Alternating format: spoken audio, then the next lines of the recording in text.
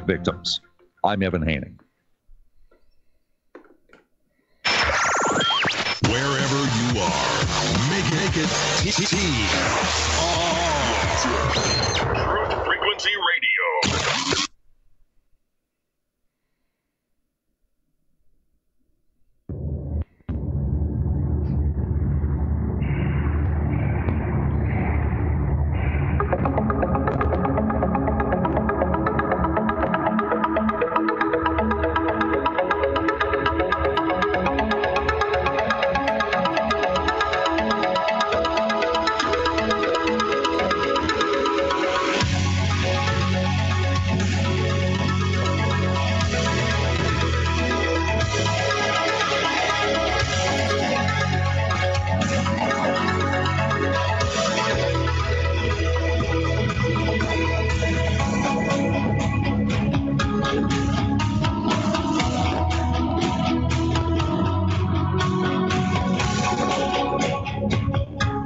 And greetings, Earth Explorers. Welcome to X Squared Radio. I am your host, Brooks Agnew, coming to you live from an undisclosed location east of the Appalachian Mountains. This is where the past meets the future.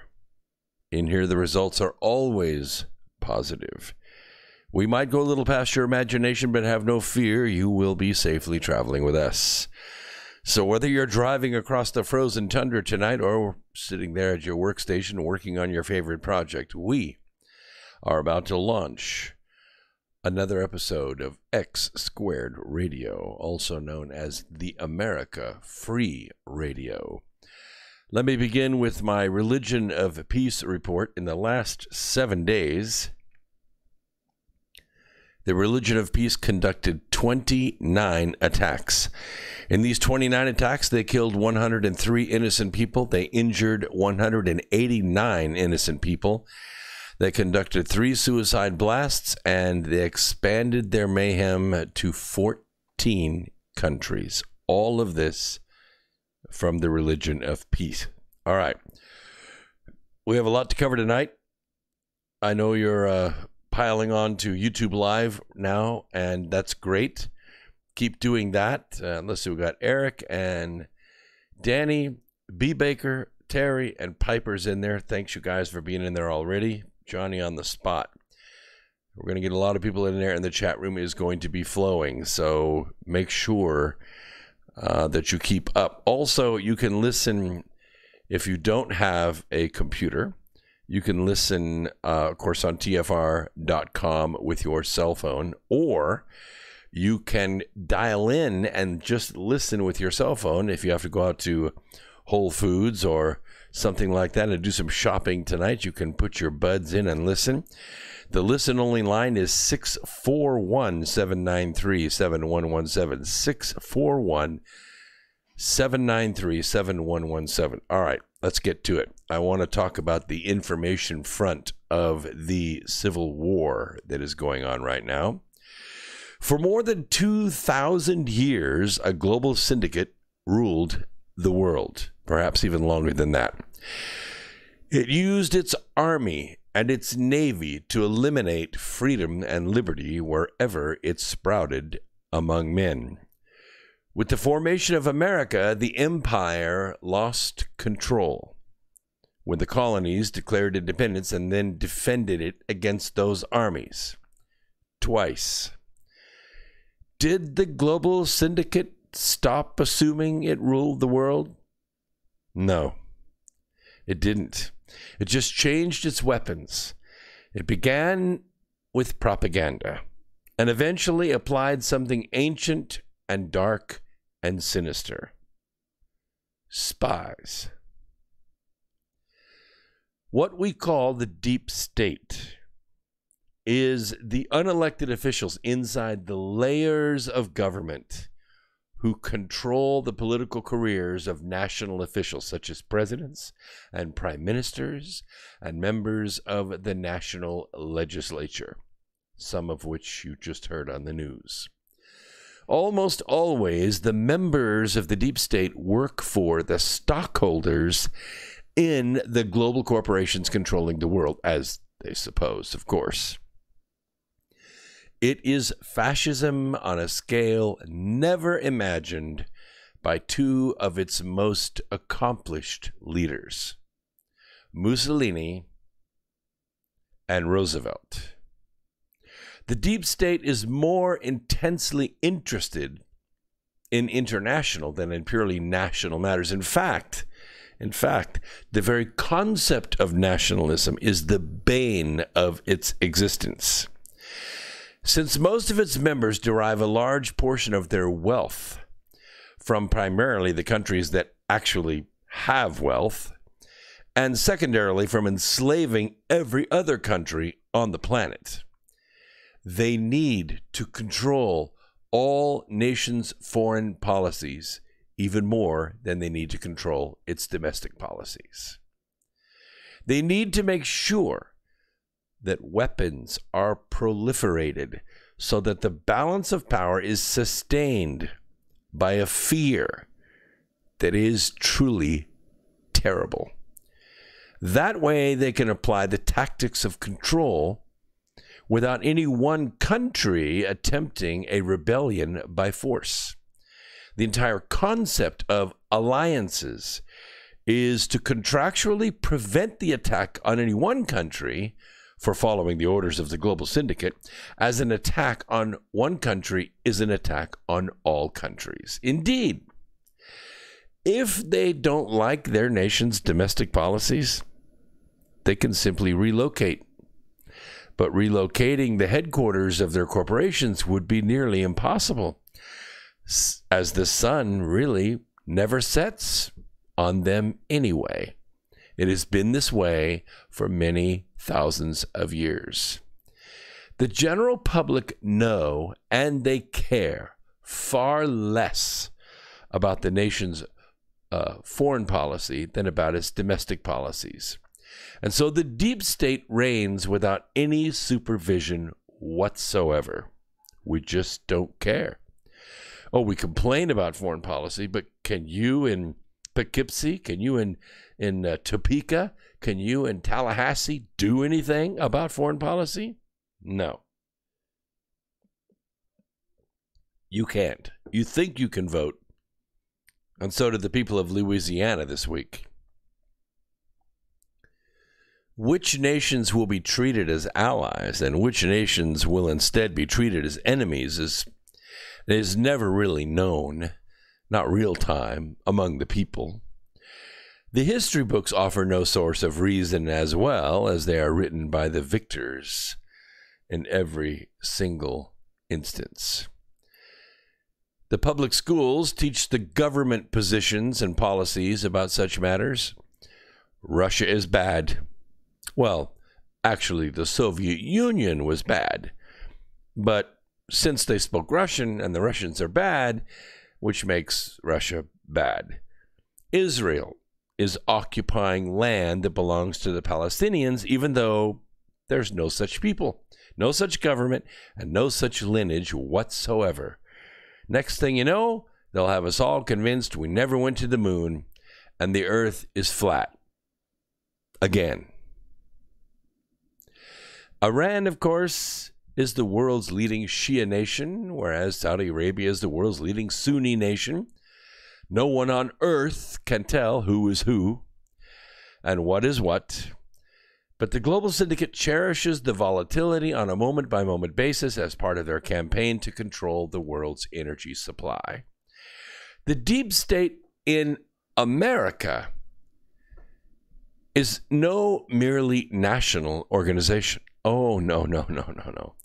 It consists mainly of America's billionaires, plus, billionaires in the U.S. allied countries like, the UK, France, Saudi Arabia, Australia, UAE, and Israel. But, of course, there are a few more as well. You got Honduras, you got Brazil, you got Panama, you got Bolivia, the billionaires in those countries as well. Now, we've all watched in recent days as the Trump administration has attempted to uncover the massive pipeline of taxpayer cash this laundering operation that operated out of the Ukraine.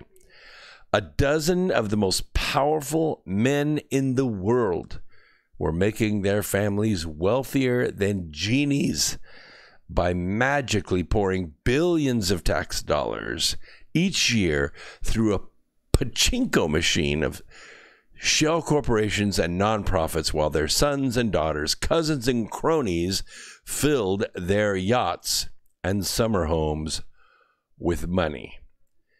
These people number fewer than 2,000. That doesn't sound too bad, does it?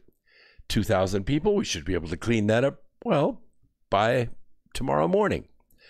The problem is that these 2,000 people are wrapped around the spinal cord of America, and removing them suddenly, violently, like with an FBI raid, and marching them out in orange jumpsuits in a chain gang.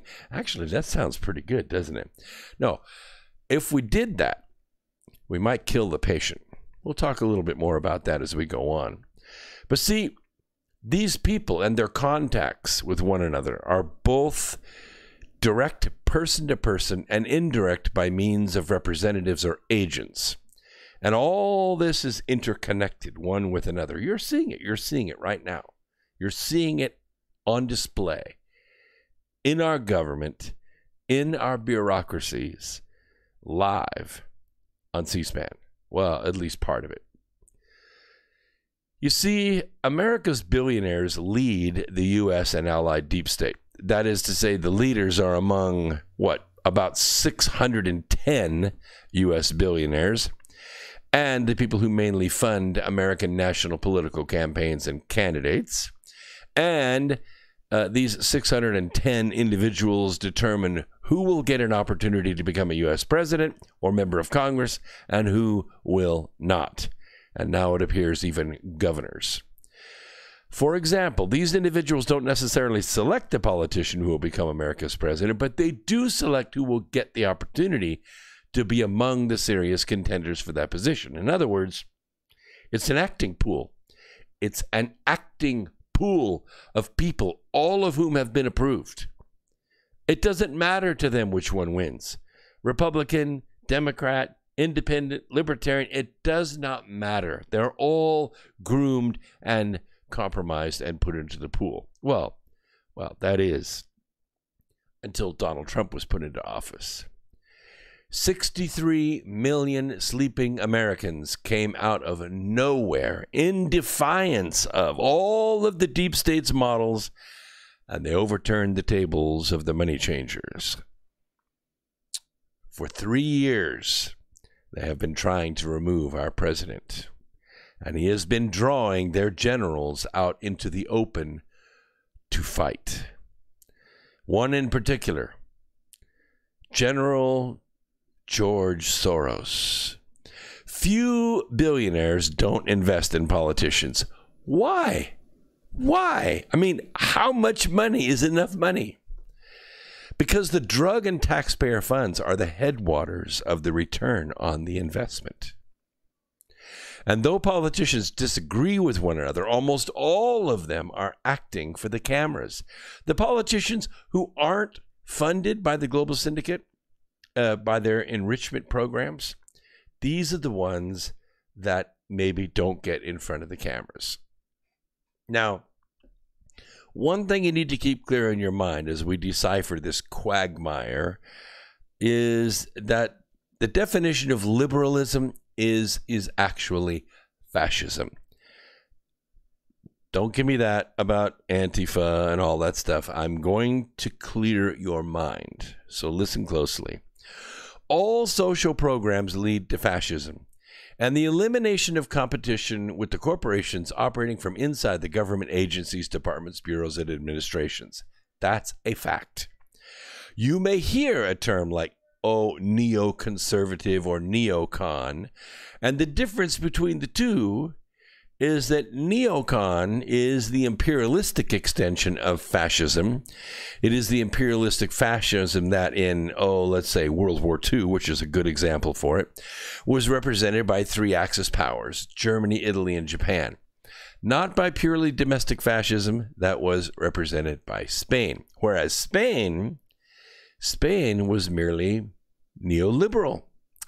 The Axis were also neoconservative, expansionist, neoliberal, and the latter is what the Allies in World War II were warning against. Now, remember, it was Spain's Franco. You remember the fascist Franco? No? Okay. There was a fascist whose name was Franco in Spain. Got it? Okay. He did not control all of the cities in Spain. There was a city in Spain called Guernica. Or Guernica, okay, we'll pronounce it correctly. And so Franco asked Hitler to test out his blitzkrieg against Guernica, who had declared independence from Franco's fascism. Well, the Stuka dive bombers obliterated the defenseless villages of Guernica. That was then, and this is now. We can't dive bomb on a city that is resisting this global syndicate. That doesn't happen these days. And don't give me that crap about directed energy weapons and all that stuff. There's no evidence to back that up. The deep state uses domestic issues as the primary feedstock for its propaganda campaigns, because virtually all of the managers operating inside our government are international corporations. They don't care about you. They don't care about your Main Street. They don't care about your president, because their mission is extending the empire. The deep state controls all of that, regardless of what party is nominally in power. In fact, the term bipartisan should send shivers down your spine, almost as much as when the Democrat Party votes in lockstep to overthrow the government, as they have done for nearly 3 years already. The way that the deep state views things, there really is no need for an actual enemy, because they don't have to worry about anybody that's threatening to invade the United States in order to be the enemy. Okay, you don't have to worry about the Iranians invading America by landing on the shores of Florida wearing rubber gum boots. That's not going to happen. No uniformed army could ever stand up against the American military. Believe me, the American military spends more than the next 20 countries combined on its defense. And by the way, about 15 of those countries are allies. So it ain't going to happen. No uniformed military is ever going to come against us. But that's not the way they fight now. That's not the way the Civil War is working. Okay? The United States and its allies possess a God-given right to impose sanctions against or coups overthrowing or invasions of any country they choose. And that's what the world believes. It is not the United States. It is not America that does this. It is the global syndicate operating inside our country and using our assets, using our intelligence community, using our weapons, our satellites, our intel, our money, our cyber abilities. It's them. Now, though those few super wealthy individuals, in addition to the general public's taxes, they fund this operation. Their many operatives are slaves and sycophants to an ancient evil that has ruled this world for many thousands of years. And this is the reason why the masters fund those individual careers. It's why these masters provide the platforms and personal connections and employment which enable the true believers to advance, while opponents of the deep state, opponents of the billionaires and this collective kind of, I don't want to even call it a dictatorship, because that's not what it is. It's an organized crime syndicate. They cannot find any billionaires to patronize them.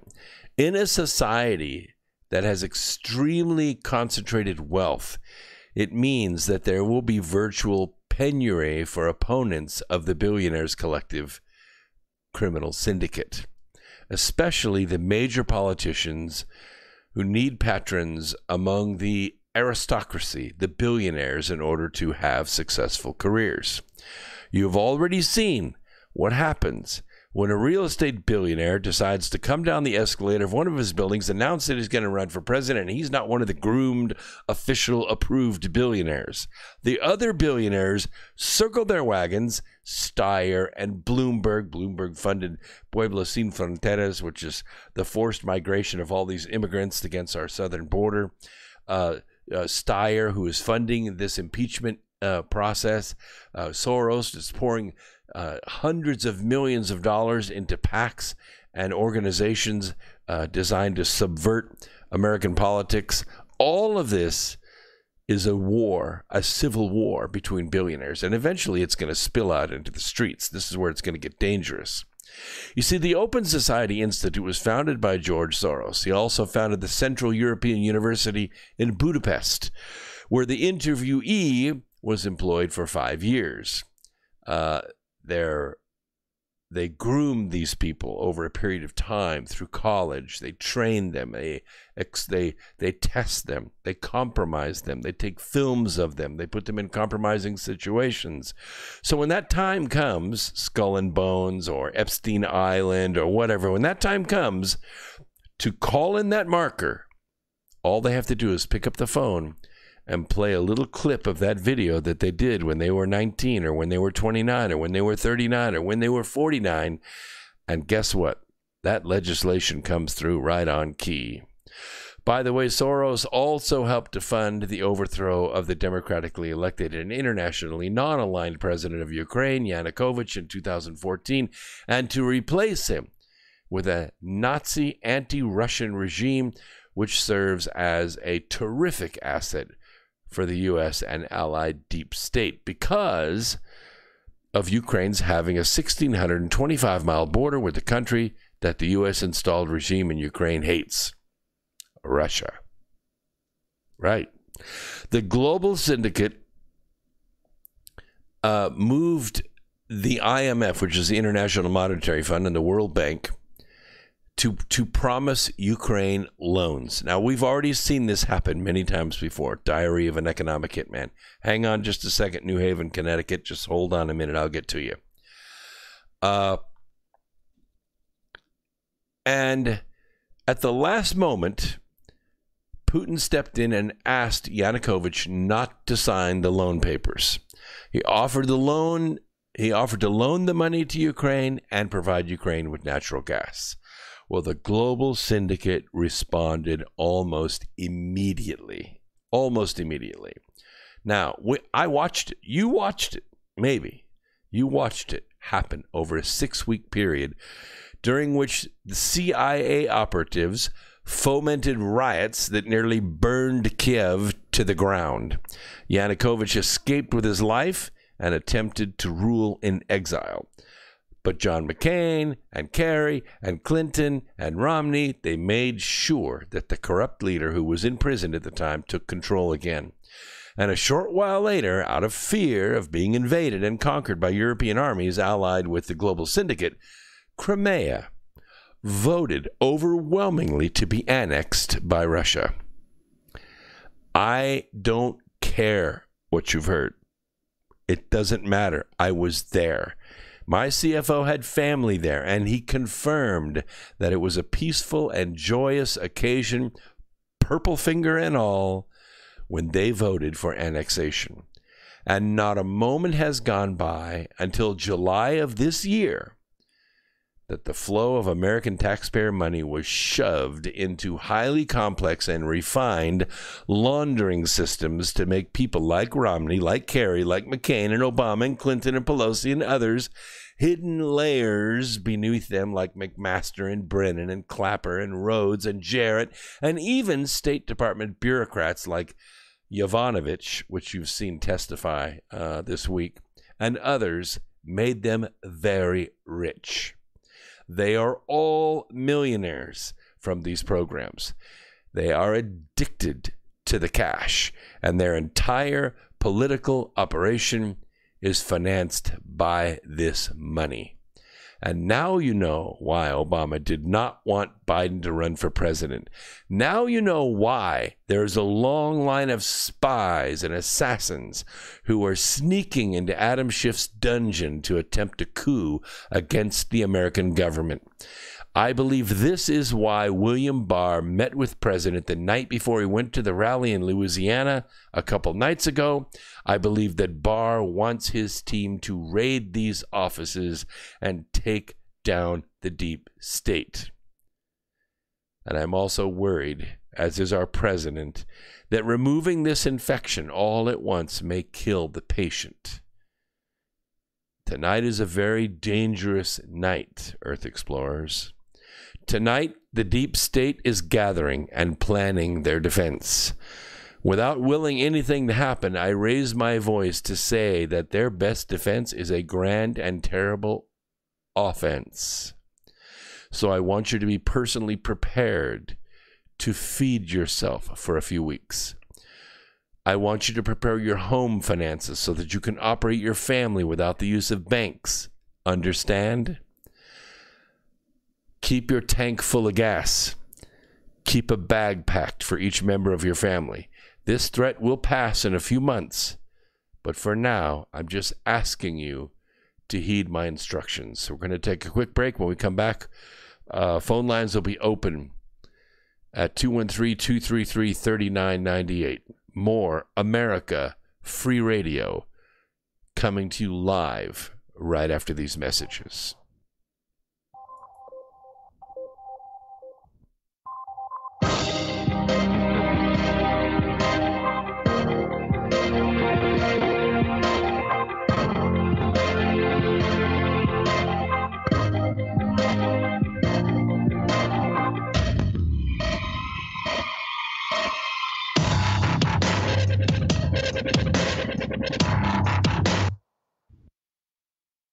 From the dawn of man, we have turned to nature to help attain balance within ourselves. But somewhere, we lost our way. Western culture is once again remembering the healing benefits of CBD, the non-psychoactive component of the hemp plant. That's why more and more people who use CBD report relief from inflammation and chronic pain, balanced blood sugar and cardiovascular system, relief from muscle tensions, tremors, migraines, headaches, anxiety, depression, and the list goes on. The big question is, where do you get it? Life is a 99% pure CBD oil made with all organic ingredients, and it's available to TFR listeners worldwide. If you use coupon code TFR at checkout, you'll get $5 towards your order. Head on over to ialife.com now. That's AYA life.com. Hey folks, guess what the #1 phrase that Life Change Tea receives by email? You ready? We love this tea. We love this tea. Time after time, week after week, we love this tea. Life Change Tea gives you more energy, a beautiful cleansing, and fulfills its slogan perfectly. The tea that makes you go. So if you want to be on your health game, log on to getthetea.com and order Life Change Super Strength Tea. Packages come in a 1-month supply, and when you brew this stuff, wait until you see the results. Aren't we all about the results? And with a lot of people's health struggling, we can use a little bit of help. Doctors will tell you disease starts in the gut. So log on to getthetea.com. That's getthetea.com. Be our next email saying, I love this tea. I love this tea. Get the tea at getthetea.com. Helping America one tea bag at a time. More than a dozen astronauts have officially reported UFOs. Hundreds of hours of UFO footage were filmed by astronauts aboard the space shuttle. Many of these UFOs can only be seen in ultraviolet light. Retired former Apollo astronauts and cosmonauts now tell their stories of their own personal UFO encounters.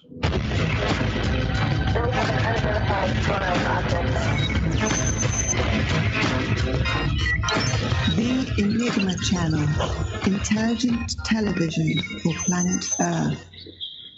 EnigmaTV.com.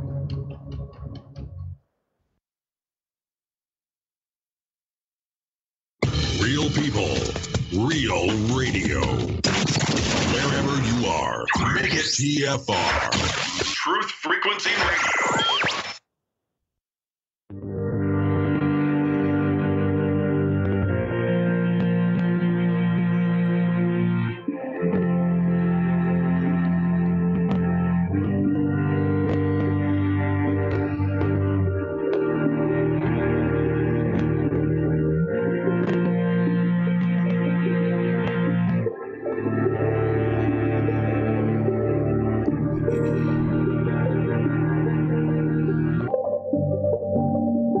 Welcome back to America Free Radio X Squared Radio on the Truth Frequency Radio Network. We are live. I've got two chat rooms going. One is at tfrlive.com. That chat room is free. That means it doesn't cost anything. You can go there, become part of the brilliance that is in the chat room right now. I'm kind of trying to keep up with the chats in here so I can bring their pontification to you. And I also have a chat room going at YouTube Live, so you can go to my YouTube channel, which is youtube.com/Brooks Agnew. Brooks Agnew, easy to do. And if you don't listen to it live, why don't you listen to it as an archive at your desk later on? And if you want to listen to the other fine hosts at Truth Frequency Radio Network, please sign up for the archives. There are 37 other hosts, great hosts. Believe me, the roster of hosts that we have at Truth Frequency Radio is why this is where the Truth Freaks hang out, because we are not afraid to let our Truth Freak flag fly. And we have content 24 hours a day. I know. I have people in both chat rooms, so they're keeping up with all of it. And it flows pretty quickly, so I'll keep an eye out of the corner of my eye. Also, please notice on the YouTube Live, at the very bottom, is a little tiny square with a $sign in it. That is actually the top chat that allows you to, if you want to see your comment highlighted, or I can see it with my good eye over there, then I will be happy to read your comment live on the air. We have a lot of people in there. B. Baker, Brian Hedrick, we got Terry, we got, and Barry. By the way, you have some very good points, Mr. Baker. I appreciate that very much. And MacGyver's in there in Ohio, and others, and I really appreciate you being, James Borg is there tonight. Very good. And Piper Vogel. Don't forget about Piper. She's out there. Follow all these people. Follow other social media. Look them up. I'm at, of course, Facebook and Twitter and MeWe and Mind and We Go One, We Go All. All you have to do is use Brooks Agnew and follow me everywhere. I post just about in all those places during the day. All right, I want to talk to you a little bit about the making of a spy, because we can see a Schiff for Brains scrambling, trying to protect his spy. And a lot of us have seen his pictures. We're kind of looking at Mr.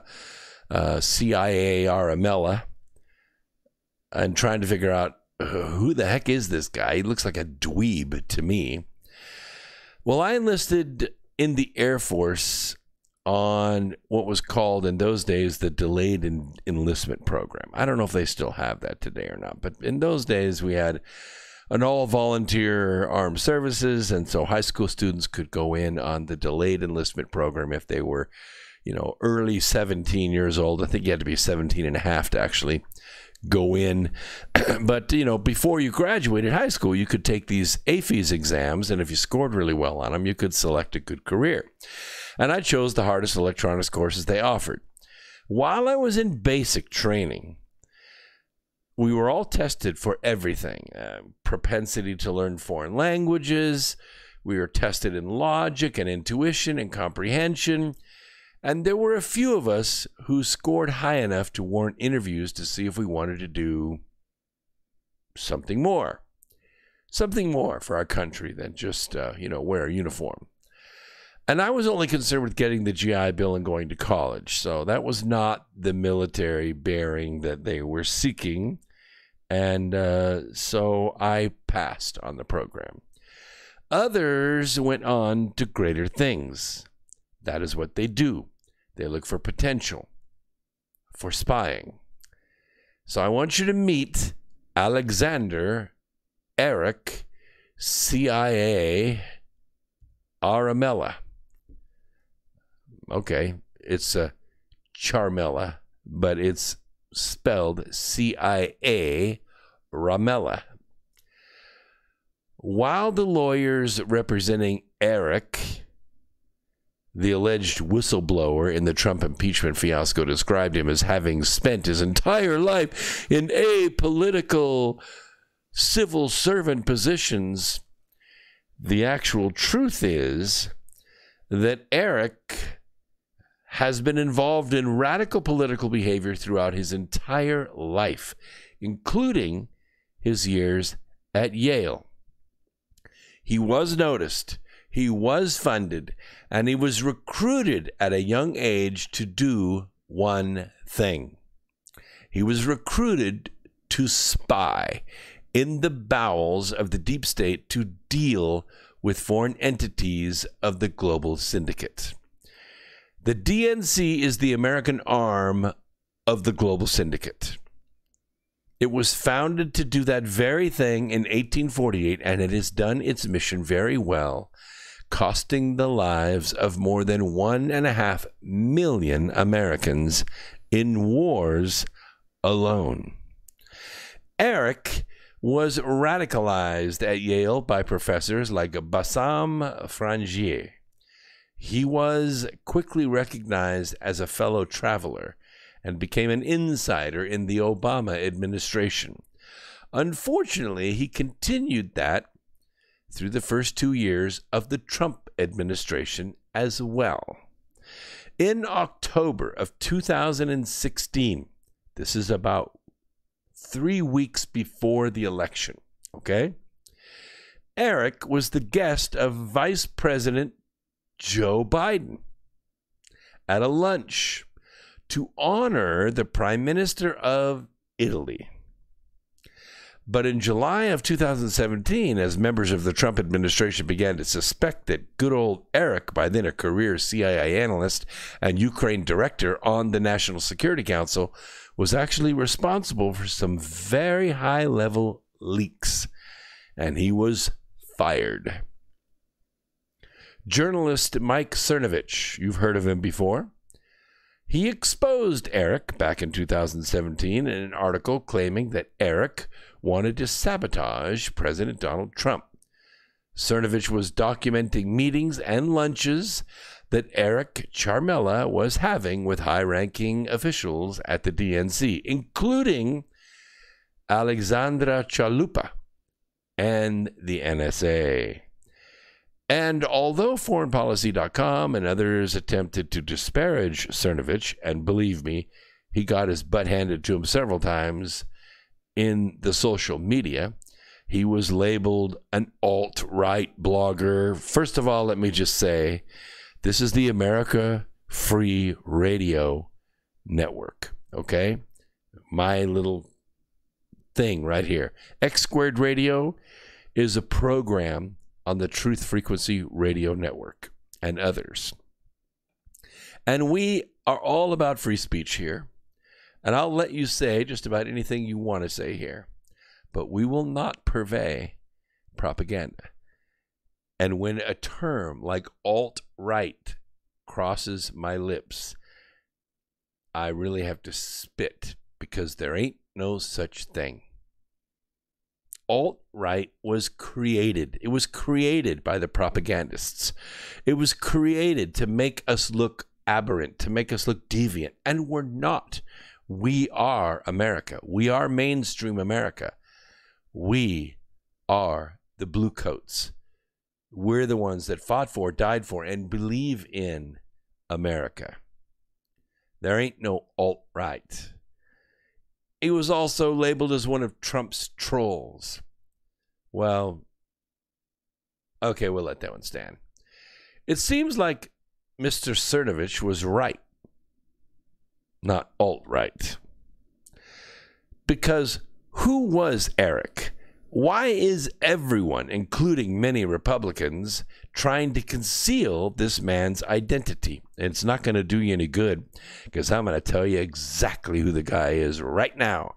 Everybody's going to know, especially when you grab this YouTube and you share it on your social media everywhere. This guy's going to be exposed. What is his role? And just how dangerous can this dweeb be? Well, Eric graduated from a high school that cost $30,000 a year to attend. How much did it cost to attend your high school? Mine? Well, taxpayer money on the house that we lived in, and that's about it. And I had to buy my own books if I needed extra books. He received his undergraduate degree from Yale and obtained a master's from Harvard a few years after graduation from that Tony private high school. The youngster estimated to its alumni magazine of trips to 28 different countries. He admits he lost count. How many countries did you get to visit at a high school? Maybe Tijuana, right? 28 countries. And he showed a high propensity for languages. When others provide you with the best education and pricey junkets to obscure parts of the globe, not getting the president you asked for might come as a terrible blow. So Eric sought to rectify this injustice by anonymously peddling secondhand gossip in a large report. I'm not going to call it a dossier, but it was designed to instigate another round of impeachment discussions. You have to understand why this happened. He did this by first going to Congressman Adam Schiff. So when Adam Schiff for Brains says he does not know the whistleblower, believe me, he knows the whistleblower. He lied. He lied. He's a liar. Adam Schiff is a liar. As the chairman of the Intelligence Committee, a liar. Take that. When you seek to report a federal crime, you don't go to Adam Schiff for Brains. You go to the FBI. When you seek to gin up a political trouble or stir things up or start a coup or continue one, then you go to Adam Schiff for Brains. Eric escaped the National Security Council after widespread suspicion arose that he did leak classified information on the president. Didn't want to go to jail, so he burned his phone and hightailed it out of there. At that time, Mike Cernovich wrote an article that Eric helped draft Susan Rice's anti-Trump talking points before the inauguration. You remember those? Cernovich described Eric as the main force pushing Trump-Russia conspiracy theories. Now, Paul Sperry notes that Eric circumvented his chain of command in telling another agency of a meeting between Trump and Russians in the Oval Office a day after James Comey's firing. The guy was around. He was seeing things. This email, referenced in the Mueller report, effectively launched a Putin-fired Comey narrative depicting the president of the United States as a marionette controlled by the Kremlin. You remember those cartoons that came out, those little memes that came out? Mr. Eric, actually his first name is Alexander. CIA operatives always use their middle name as their first name to kind of throw the name searches off. Alexander is his first name. He worked with the Democrat National Committee operative who dug up dirt on the Trump campaign during the 2016 election. He may have fed information to the dossier that was paid for by Hillary Clinton. Now, The operative that he was feeding, her name was Alexandra Chalupa. You've heard her name in the news. She is much, much more nefarious than you think. A Ukrainian American who supported Hillary Clinton led an effort to link the Republican campaign to the Russian government. He knows her. He had her in the White House, and one former co-worker who requested anonymity to discuss the sensitive matter. I'm not going to read what Politico had to say. Not interested. But here's the question. This is the question that's going to blow the whole thing wide open. Why did John Brennan assign Eric CIA Ramella to the National Security Council? Huh? Remember Susan Rice, National Security Advisor, National Security Council? Why was this dweeb assigned? Because he not only spoke 7 foreign languages, including Finnish and Ukrainian. That's a really bizarre combination, by the way. Finnish is not derived from any other language. It's by its own self. He was what is known as a quantitative translator. Okay? That is to say, he could create communications that had native fingerprints so that no other analyst could discover if it had been faked.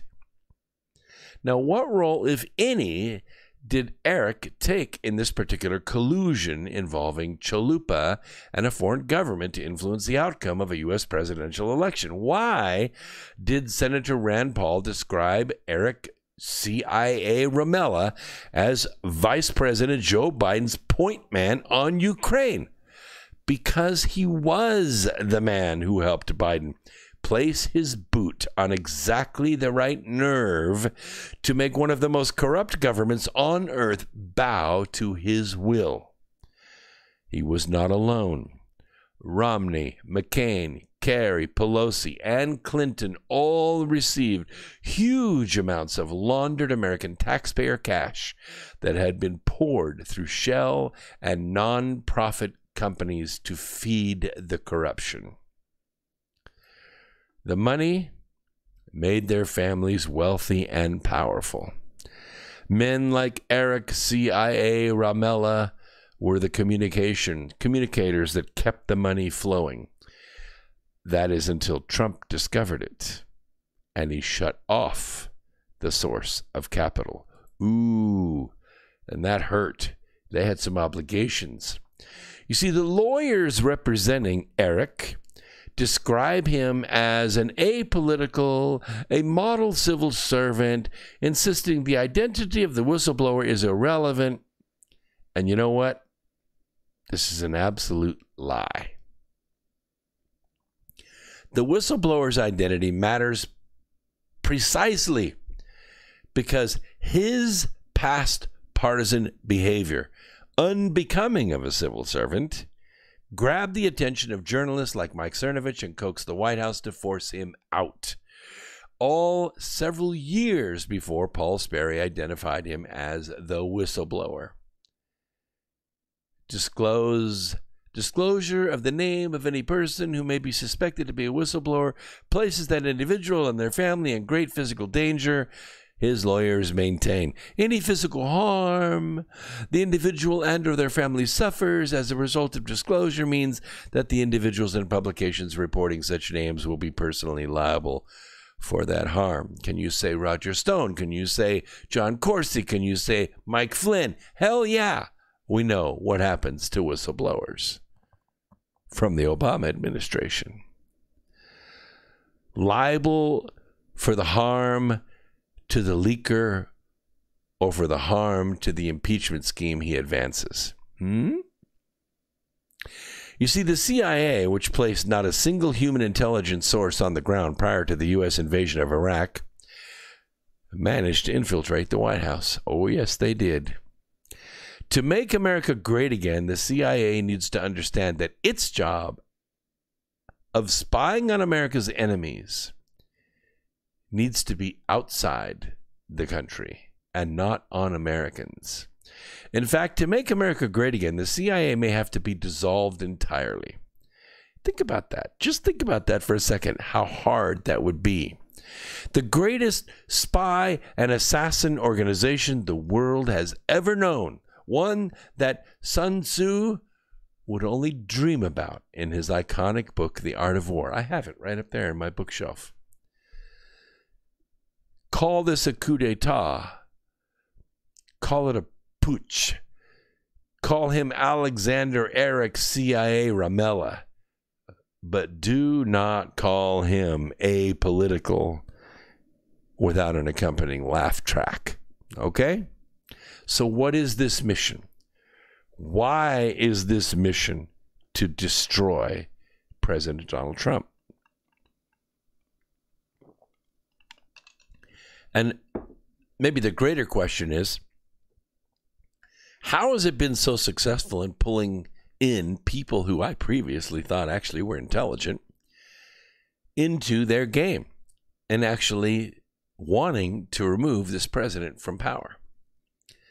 Why are they trying to tear down the presidency and build up the legislative branch, which is not what the founding fathers had in mind?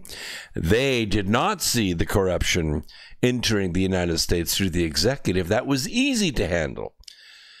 What they saw and the fear that they had about us being able to keep or not keep our republic was in the people's house. It was in the legislative branch where the corruption would seek in. They knew it. They knew it, and they took precautions against it with the Article 5 convention, where the states could step in and take control away from the legislative branch and amend the Constitution to try to fix the corruption inside the legislative branch. And I hate to tell you this, Earth Explorers, but that is exactly what we're seeing. 20 radical Democrats have taken over the Democrat Party. Now you think to yourself, wow, all these people, they should be so intelligent. You should be able to just, throw these 20 out and be done with it. Not so easy to do. Look at Tulsi Gabbard. This is a really good example I'd like to use. Prior to this last vote to authorize the impeachment inquiry, I actually thought that Tulsi Gabbard had a brain. I actually thought she had a will.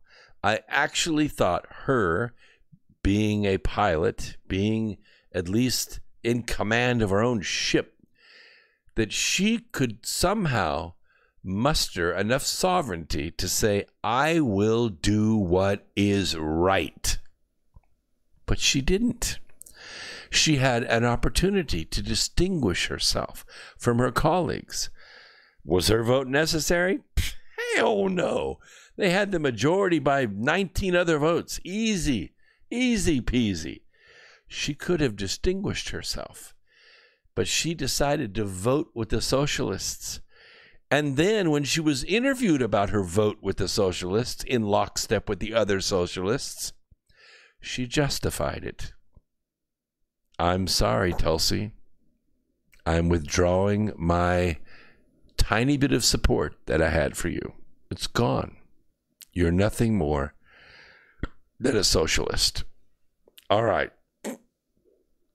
Why the mission? The thing that gives President Donald Trump his strength, okay, is his ability to lead people who fight on his behalf. He's not doing all the work himself. Does he look frazzled? Is his hair falling out and turning gray? Is he getting all wrinkled up like other presidents do? No. He's in his boardroom. He's doing what he has done his entire life. He's being a businessman, not a politician. And he's not doing it all himself because he has people who are willing to fight on his behalf. And that's where Q comes in. That's where talent like blogger Mike Cernovich comes in. That's where X Squared Radio comes in. On June 11th, Mike Cernovich published an article attacking an assistant to the National Security Advisor, H.R. McMaster, claiming the previously low-profile civil servant wanted to sabotage President Donald Trump. And I got to tell you, I knew McMaster was wrong for America, and I urged President Trump to fire him that day, and he did not listen to me. And I have to tell you, that word sabotage is appropriate, because you heard the words of William Barr as he was speaking to the Bar Association when he said that this resistance movement was a no-holds-barred, all-out coup d'etat to sabotage the presidency of Donald Trump in violation of the Constitution and the rule of law. The article Mike wrote described Eric CIA Ramella as a pro-Ukraine and anti-Russia, and alleged, with no evidence, that he was possibly responsible for high-level leaks. And the response to the piece allegedly attracted online threats of violence against Eric CIA Ramella, which contributed to his decision to leave his job at the National Security Council a few weeks early, according to sources familiar with the situation. Now, all of us have been threatened. I've been threatened. And you know what I say? You think I'm going to quit? Hell no. You bring it. You bring it. You bring the threat right here. We'll deal with it. We'll have some fun. You see, you're not alone in this if you have defended the president. Although the harassment was not the only factor, one of the two sources said that they, and I quote, distinctly got the impression that the departure was premature. So we're going to take a quick break. We're going to come back on this. It's important you understand it. We'll be right back after this. You YouTubers, hang out. Don't go anywhere.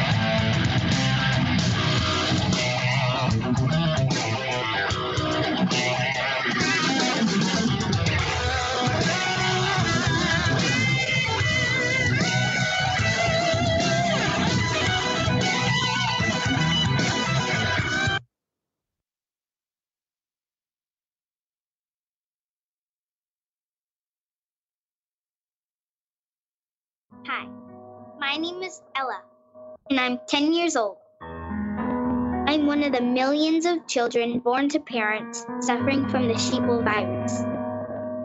Symptoms include the inability to think for oneself, the attention span of a goldfish, and a strong belief in government and the mainstream media. It is estimated that 1 out of every 2 children are being raised by parents infected with the sheeple virus. But there is a cure. For as little as 19 cents per day, you can become a TFR supporter and help children like me get their daily dose of truth. Together, we will make sure every child has protection from deception. Impeachment hearings preview. Hong Kong heats up. I'm Evan Haining. Ambassador Gordon Sondland will testify before the House Intelligence Committee this week. Sondland amended his previous testimony when new information came out, and last week witnesses testified he talked with President Trump by phone in a public restaurant with others listening on. Republican Representative Jim Jordan reacted on CBS's Face the Nation. His addendum to his testimony, never forget, he said, I presume this happened. So again, he'll be in front of us this week as well, as will Mr. Morrison, as will Mr. Vindman, as will Ms. Williams. And we're going to have a host of witnesses. So again, we'll see how his testimony plays out. What I also know is he said there was never any quid pro quo in the text message responding to others on that text chain. Demonstrations in Hong Kong are getting more violent. Student protesters are inside a university in the city's center. Correspondent Paula Hancock reports they have set fires, stockpiled gasoline bombs, and have reportedly used bows and arrows on police. Well, now law enforcement says it will use live fire if protesters continue to use lethal weapons. They've certainly used an incredible amount of CS gas, of tear gas. Speaking at a largely black church ahead of a possible Democratic presidential run, former New York City Mayor Michael Bloomberg talked about his past support of the police policy stop and frisk, which ensnared a disproportionate number of blacks and Latinos. I got something important really wrong. I didn't understand that back then, the full impact that stops were having on the black and Latino communities. I was totally focused on saving lives, But as we know, good intentions aren't good enough. Democratic presidential hopeful Senator Kamala Harris picked up an endorsement from the United Farm Workers in California today. Also in the state, Joe Biden and Elizabeth Warren skipped a major gathering for candidates. I'm Evan Haining. This is the Truth Frequency Radio Network. TFR. Truth Frequency Radio.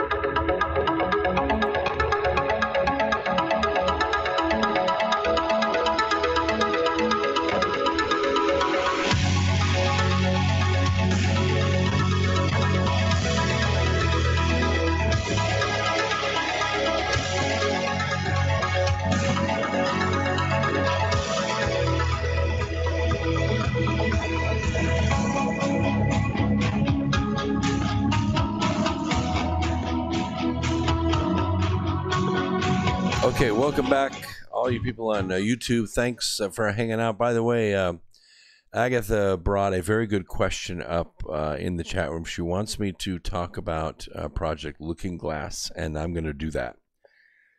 So just let me conclude here that as can be clearly seen, the basic method of the deep state's propagandists is to ask questions which have assumptions that are the reverse of reality. You can see how all of this works like projection. Whatever we're doing, we accuse you of. And they answer these questions in ways that confirm the falsehoods. And this is what many millions of people get paid to do. It creates a kind of Big Brother or the deep state here, just as in 1948 George Orwell might have been thinking that it would do in 1984. And a good example of how the deep state justifies itself in America, we see all the time. We see it in every single mainstream broadcast that we have. Now, I want to tell you a little bit about an event coming up. Just got to do a little bit of advertising. Just hang on there. I am offering my Second Chance Success Mentoring course. Now, this is 5.5 hours for $47. You're not going to get a better deal than this anywhere. And guess what? You don't have to fly anywhere. You don't have to rent a car. You don't have to go to a hotel, because we're going to do it all in one day. Now, you can see across the bottom there, I have 3 cities. I've got Charlotte on January 18th. I've got Seattle on January 11th. And then in February, on the 8th, I have Phoenix. 3 cities, 3 big metro areas. If you live within driving distance of those, go to Eventbrite and sign up. You'll be able to find it very easily. And if not, you can go to my website, which is brooksagnew.blog, and then click on the Success Mentoring link. Right there at the bottom are the 3 buttons. It'll take you right to Eventbrite, and you can get the tickets. Now, it's fully refundable up to about 7 days before the event. If you back out, you don't want to spend your $47, I'll give you your money back. But I promise you, you go to a conference and spend $2,000 getting there, and your plane fare, and your hotel, and then your meals, and all that stuff, you're going to see me for 90 minutes. And you're going to get to talk to me as I'm selling books at my table, and that's it. $2,000 for 90 minutes. I'm giving you 5.5 hours for $47. And here's what you get. I have been making Fortune 500 companies billions of dollars for decades. I'm a quality engineer. I'm a Six Sigma Master Black Belt. I'm an expert in lean manufacturing. I'm an expert in value stream mapping. I also am a philosopher and well-schooled in the science of metaphysics. So what I'm going to do is teach you how to dream. And I'm going to teach you the mathematical and physical rules of the universe for making your dream a reality for $47. And I promise you, you're going to come away changed and energized. Here's the bottom line. If you didn't get what you wanted in your first 40 years, don't worry about it. You can get what you want in the second 40 years. This is your second chance. Take it. All right, now let's talk a little bit about Project Looking Glass, because this is important.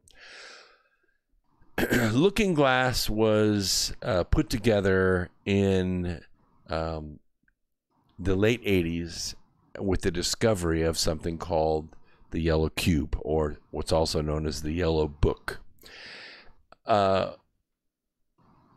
In 2007, I wrote a book called Remembering the Future, The Physics of the Soul and Time Travel.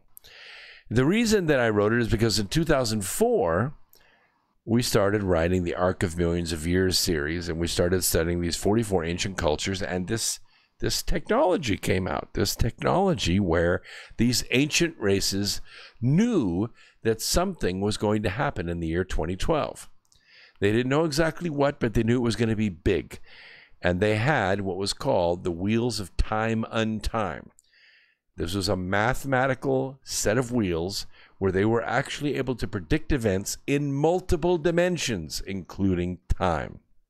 So, Looking Glass was developed by those in power. They wanted to keep their power, expand their power. And they brought in individuals that had a propensity to be able to see past time, to be able to access different time, like clerics, like clairvoyants, only like a remote viewer, much more quantitative than that. I'm not talking about flipping tarot cards. I'm talking about mathematical probabilities. Mathematical probabilities. This is what it's all based upon. Now, what happened was that when I wrote the book in 2007, I actually went to the year 2015. I went 8 years in the future, and I saw that we did not make it. Everything was screwed up. The weather was screwed up. The economy was screwed up. Even the presidency itself was on the verge of collapse. I was blown away. I was totally blown away. I came back to the year 2007. I was in Idaho at the time, and I was kind of heartbroken and lost. I really didn't know what to do, so I sat down and started to write, and this book came out. And what I decided to do in the book, with the discoveries that I made in math and physics, is teach you how to access the future and put your ideas there and then make them a reality. Millions of people, tens of millions of people heard this story. I told it to them. They bought books. I lectured. I talked on the radio, hundreds and hundreds, thousands of hours. And I taught people how to access the future and how to place dreams. And what it did, it vastly fractured the timelines. We began to see what we now call our Mandela effects. Hundreds of little changes began to happen in the timelines. The way we remembered things was quite a bit different than the way the documentation showed those things to be. We kind of developed a collection of schizophrenia. And the reason is because we all remembered things a certain way.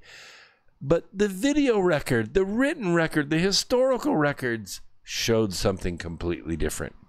Different words, different lines. People that we thought died in prison were suddenly alive. It was crazy, the stuff that was happening. And I did it on purpose because I wanted to change the timeline. I wanted to miss that 2015 event.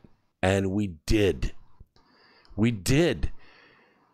So Project Looking Glass was the official version, because what the deep state was trying to do, and of course several aspects inside the Defense Department, which is where Q came from, this group, this remote viewing, this future viewing group called Q, they were using this yellow cube. They were using the yellow book and these highly talented, unique individuals to look into the future, not to change it the way I was doing it, but to come back into the past and know where to invest. Think, use your head, all right? You know what a think tank is? Do you know why they get paid millions of dollars and have those expensive buildings and have all those talented people that they recruit? Because they're trying to figure out what's going to happen in the future. If we invest in this, what happens? If they invest in that, what happens? How do we hedge this? How do we make this happen? How do we make that happen? That's what they do. And there's more than one. There are hundreds of them out there, and they work for different groups of wealthy people. It goes way back. You remember the Brookings Institution? Yes?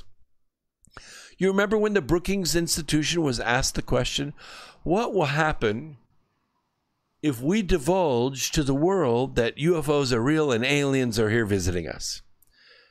You know what the Brookings Institution did, right? They thought. They're a think tank. This is what they do. They ran the numbers. They ran the probabilities. And what did they come up with? All religion will collapse. It'll be complete anarchy, and people will be jumping out of buildings by the hundreds of thousands. So they used this analysis, this future view, to not tell us about UFOs and aliens. Q is like that, only much more sophisticated. And you know what? They don't care about the stock market. They don't care about the popularity of books or movies or politicians. They don't care about any of that. What they care about is America. The Q group was put together to preserve and protect America from its enemies. And there are many, many. They've been trying to destroy America for hundreds of years. But have you noticed? It seems like President Trump is always one step ahead of him. You know why? Because the way Looking Glass works, it's not like, a little machine that anybody can look in. And when you look in it, you see the future. It isn't like that. No, not at all. It takes certain individuals with a certain kind of memory process, a certain ability, and a core integrity to them. Because that's the way this, I'm going to call it a biometric computer. That's what the yellow cube is. It connects to the biometrics of the person who is using it. If the biometrics have an, let's call it an evil intention, then the yellow cube is actually going to protect the future, and it's going to give that person a false answer to lead them astray. But if that person has the integrity to be able to take the truth from the cube and use it wisely and use it for good, namely to preserve America, then it will give the answer. And that's why it seems when the Secret Service panics and they're running all over the place around Trump, covering him up, looking everywhere for a threat. Look at his face. Go back if you want to. Go anywhere you want. Look at the pictures. Look at his face during the inauguration when the military was behind him. Look at it when he was doing a rally in Chicago and the chaos erupted. Look at his face. It's calm. It's calm as a man who has seen the future. Now, there was a rumor that was out there. This was done by, I think, Kerry Cassidy years ago, back in 2011. This is before Benghazi, actually. And the supposed whistleblower, which Kerry Cassidy's all about the whistleblower, he said that in 2012, Hillary Clinton was going to be president. We all know that didn't happen. In fact, it wasn't even close. What happened in 2012 is Hillary Clinton tried to pull weapons out of Libya after assassinating its president, and put the weapons on ships, rockets, missiles, and grenades, and shipped them to Syria to try to arm a new army, which they called ISIS. At the time it was called Al-Qaeda, in order to unseat Bashar al-Assad from Syria so they could control the oil pipelines. Everybody knew this. Actually, nobody knew this. That happened on September 11th, 2012. And on September 16th, 2012, I broke the story. I was the first one to break the story. It is in my book, Charm of Favor. If you want to know what happened on that day, it is written in there. Very close to actually what happened.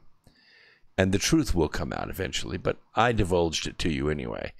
Because this ability to be able to see the future, this ability to be able to understand the probabilities on a mathematical level, on a biometric system, quickly, in real time, is what makes the yellow cube, the yellow book, work. The rumor that in 2012 all the timelines converged and every single choice brought the same result, and so therefore the yellow cube is no longer useful, is erroneous. It is wrong. It is wrong. Actually, what happened was that the groups that were using the yellow cube were not getting the results that they wanted. And you know why now? Because I fractured the timelines. Remembering the Future, that book, and the tens of millions of people that read it or heard that story, fractured the timelines, and the probabilities became impossible. You had to be aligned. You had to be aligned with the biometric focus of that future. One of my friends is Tracy Ash, and she talks about the false matrix and how it hijacks our reality. That's very accurate. It's very true. This false matrix is a future that was created by them using old information. They haven't had access to the future in a while because we're controlling the future now. We are controlling the future now. That's why you see the panic in Adam Schiff's face. That's why you see people like Nancy Pelosi, Susan Rice, John Brennan, Clapper, Ben Rhodes. You see the panic on these people's faces because the future that they saw, the future they tried to manifest with their billions of dollars and their murders and their briberies and their propagandas, it's not coming to pass. And it's because we, you and me, we shifted the reality of the universe. That's what we did. That's what Looking Glass does. Now, suffice it to say, it's still being used. It's in very controlled hands right now. When Trump became president, he was introduced to the full power of Looking Glass. Oh, he already knew how to do it. And he already had some access to it. But you remember the first post, the first drop of Q, right? October 28th, 2017. You remember this? Charm of Favor was already written. Charm of Favor, the first draft of it was written in the year 2011. The first draft was written in 2011, 6 years before Q made his first drop. When Q began to make his drops, when I published the book just a couple months later, it was, I think, out Christmas of 2017, or maybe just shortly thereafter, off to the editors. On the cover of the book, on the spine of the book, I put a little gold Q because I wanted people to see the alignment of where this was going. Now, the book's been out for a couple years now, but the Q drops go right along with the things that are in the book. Why do you think that is? Well, that's close. That's a good close guess. No, I don't have access to Looking Glass. What I do have access to are the reviewers of Looking Glass. Because when they take their biometric part, this biological transducer, and they stretch it out into the future to take a look, who do you think is waiting for them? Me. I'm waiting for them. They give me the information because I see what they're looking at. And then I write about it. And that's what went in the book. And that's why if you want to read something that will really smoke your brain. Read the books, okay? One is called Remembering the Future, The Physics of the Soul and Time Travel. I just put my book rotation up there again. The Birth Trilogy is a novel about these things, but Remembering the Future is nonfiction. It teaches you the math and physics of the soul. And Charm of Favor is also a true crime story about the rise of the Clinton crime syndicate. That's the book right there. So get it. And if you've read it already, get another one and give it to a friend, because this is what's taking them down. This information is what's taking them down. The ability for you to be informed and put your mind on it adds your human energy to it and creates the resonance that is moving the average reality. This is why Looking Glass works. It's how Looking Glass was taken away from the people who thought they ruled the world. That's the truth. All right. There you go, Agatha. You wanted an explanation of Looking Glass? Now you have it. It is real. I want to talk a little bit about the Hong Kong gong. I got about 6 minutes left in this segment, and the phone lines, I'm going to go ahead and open the phone lines. I've got a caller from Tallahassee, Florida. You've been on there for 21 minutes. Let's go ahead and bring that caller on. What's on your mind down there in Tallahassee? Are you just listening, or do you want to join me? Tallahassee, Florida, you are live on America Free Radio. What's on your mind? I'm just listening on here, Brooks. Oh, you're just listening. Okay. I'll put you back on mute. No problem. All right. President Trump stated this week that phase 1 of the China deal is down to the short strokes. That's a golf term that basically means the big drives are done, and now we're down to the short strokes to get to the green. And that we are in communication with them every single day and repeating that a deal is close even if it's not done yet. And yet, while such deal or no deal market manipulation is nothing new and has been going on for over a year and a half now, there is the possibility that China is about to be royally pissed off. And keep in mind, I'm not talking about the Chinese. I'm talking about China. And there's a big difference. What I'm seeing is that Trump, and now more than ever the Senate, is supporting the Chinese. But by doing so, it's pissing off Xi Jinping over the ongoing fiasco that is known as Hong Kong. They are preparing for quick passage of legislation to show support for pro-democracy protesters in Hong Kong. It may happen as early as tomorrow morning. Right now, it's about, 9:30 on Sunday night Eastern Time. As you know, this is the beginning of the news week right here, X Squared Radio on the America Free Radio studio here.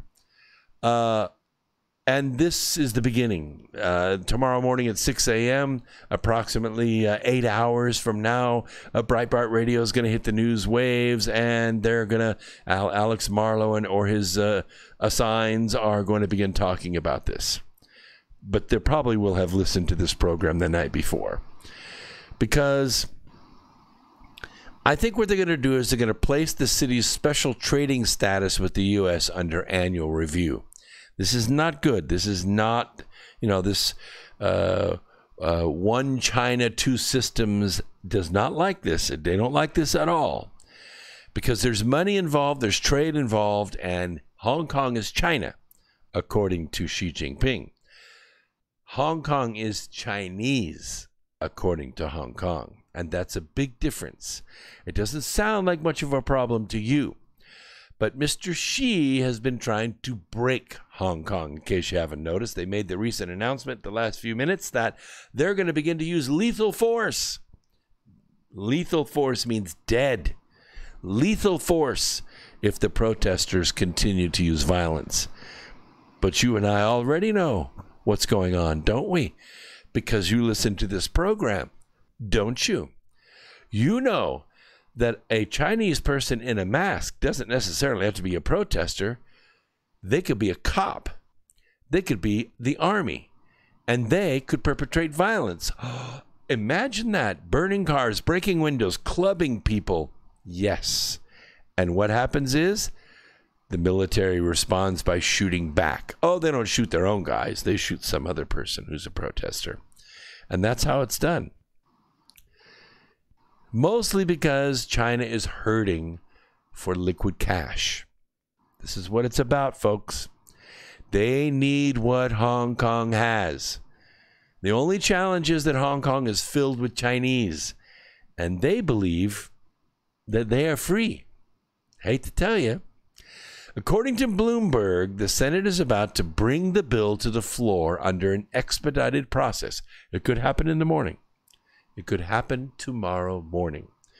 And it would allow for quick passage unless there is an objection, according to the lead sponsor, and that's Senator Marco Rubio. Now, we're talking about the Senate, and you already know that the Republicans control the Senate, and we have a Republican executive, and we have a Republican vice president, so there's an extra vote there if it's needed. It is going to pass the Senate. And guess where it's going to be then? It's going to be enacted because Congress, they're going to receive it and they're going to put it in committee, and then it's going to be delayed because they're all about impeachment. They're not going to do anything about this. But the main thing is that the act has been done. And since it is unlikely anyone will object, the bill's going to pass. Could be tomorrow, could be Tuesday. I'm just telling you, be ready. Be ready, because we're talking about supporting Chinese against China, against the will of China. Now, the world... Oh, let's take a quick break, and we'll be right back. Don't go away. More X Squared Radio coming at you right after this.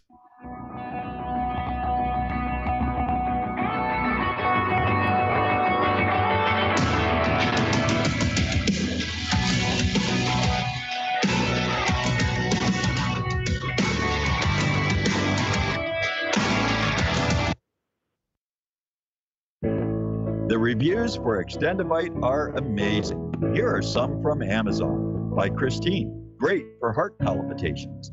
By Anne, before I started using this product, every afternoon, my ankles and my hands would be swollen. That doesn't happen anymore. So if that part of their advertising is true, I have to assume that the rest of it is also.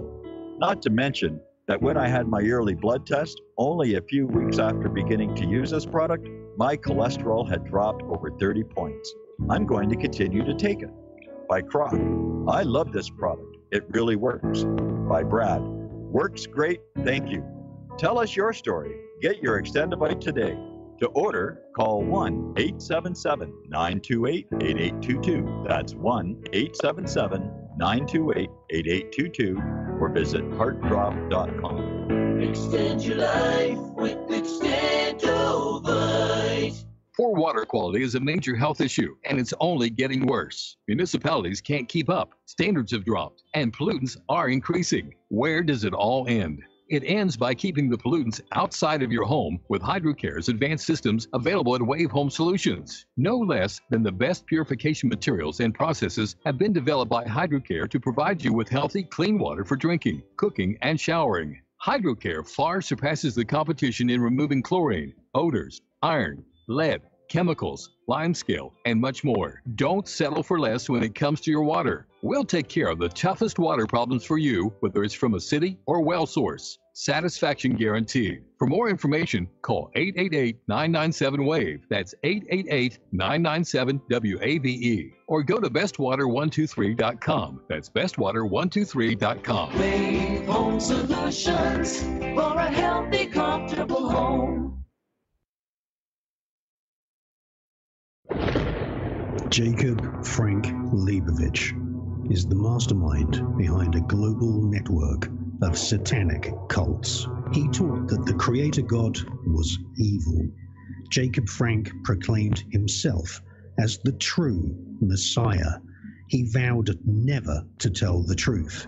He rejected every moral law and declared that the only way to a new society was through the total destruction of civilization. Murder, rape, incest, and the drinking of blood were perfectly acceptable actions and rituals. His followers established the Marxist system and have infiltrated Islam and Judaism. He was the Messiah of the Illuminati. EnigmaTV.com. You are now tuned into the truth frequency. Your protection from deception. TFR. Truth Frequency Radio.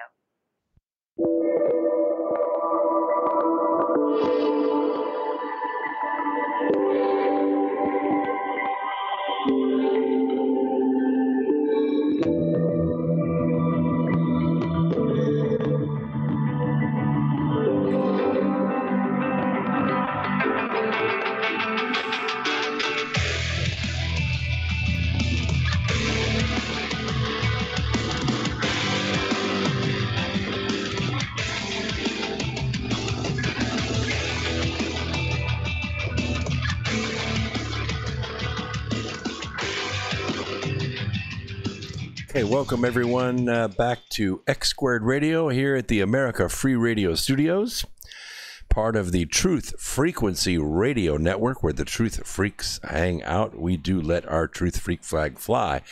One more quick ad about WowieTell, WowieTell.com, and you can see the promo code is BA, capital B, capital A, BA2019, 2019, WowieTell.com/BA 2019. This is unlimited international calling. It's a little bit different than the W app or the S app or the T app or the P app that you might be using out there, because it does not require the other party to have the app. And you can call anywhere, anytime, anywhere in the world, unlimited. You want to call Kazakhstan, you want to call China, you want to call Australia, you want to call London. You don't have to spend $10 a day with AT&T. You can spend one fee and you can run your business. And guess what? They won't even know you're using an app, because it connects you directly to the satellite. Crystal clear satellite perfection for one fee each month and unlimited calling. They asked me today, why would I do that? I already have phone service. Yeah, you can call anybody inside this country or Canada that you want to, unlimited on your, we don't even know what long distance is in this country anymore. But you can't call London. You can't call Germany. You can't call Sweden or Australia, not without a fee. Well, you can now. WowieTell. WowieTell. How do I know this? Because my high school buddy is the owner of the satellite service. So that's how you do it. WowieTell.com/BA 2019. Okay, let's get back to it. I do have a caller on the line. I don't like to let them hang out for too long.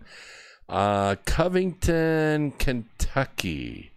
Let's find out what's going on up there. What's on your mind up there? Can you hear me? I can hear you just fine. Perfect. Okay. I just want to say I've been a big fan of you for quite some time now, ever since I first heard you talk about Hollow Earth theory on Ground Zero Media with Clyde Lewis. I thought that was astounding. I love Clyde. He's awesome. Yeah, he's great. I listen to him all the time. I definitely, appreciate the knowledge you throw out there, along with a few other figures that I keep up with.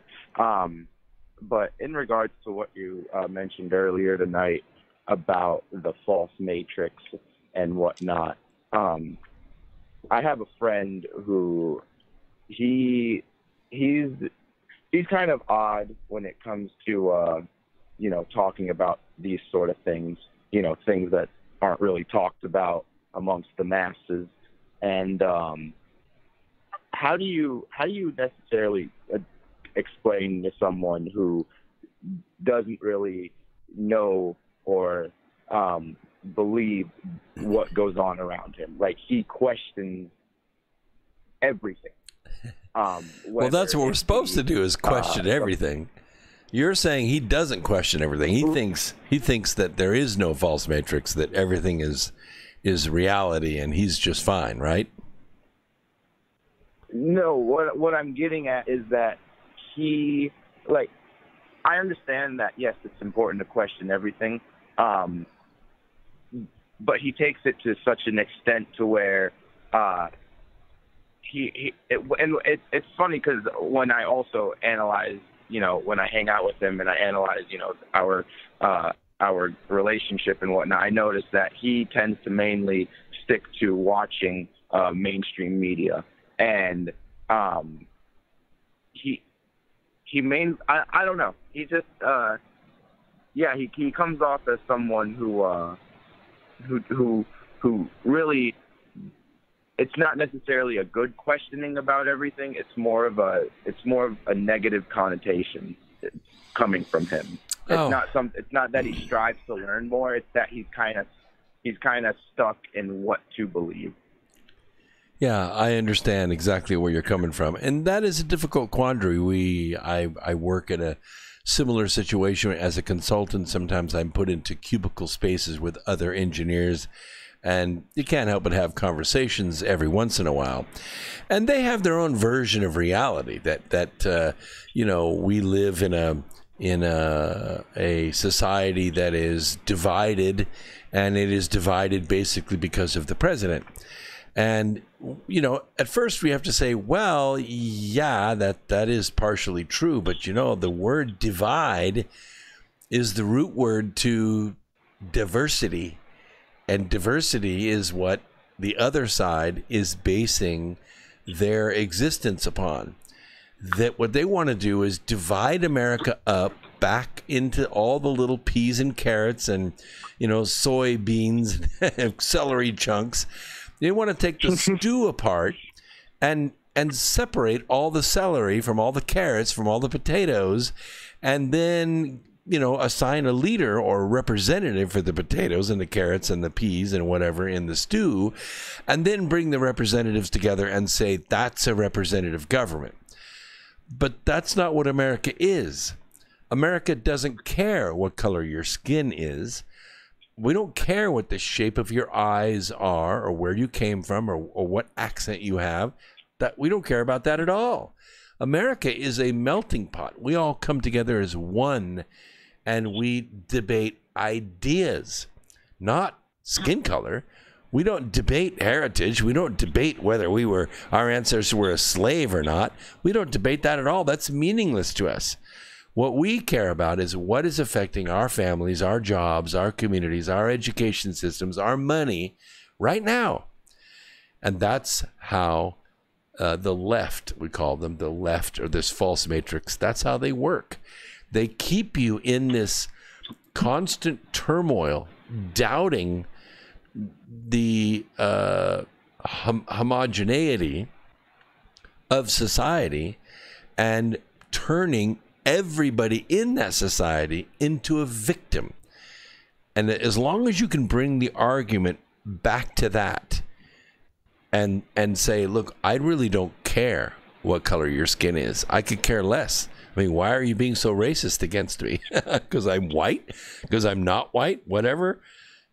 Bring it back to that. Bring it back to the reality and put their own argument right back on them. And what happens is the false matrix gets very rigid, and it can't stand up under the stress, and it begins to fracture.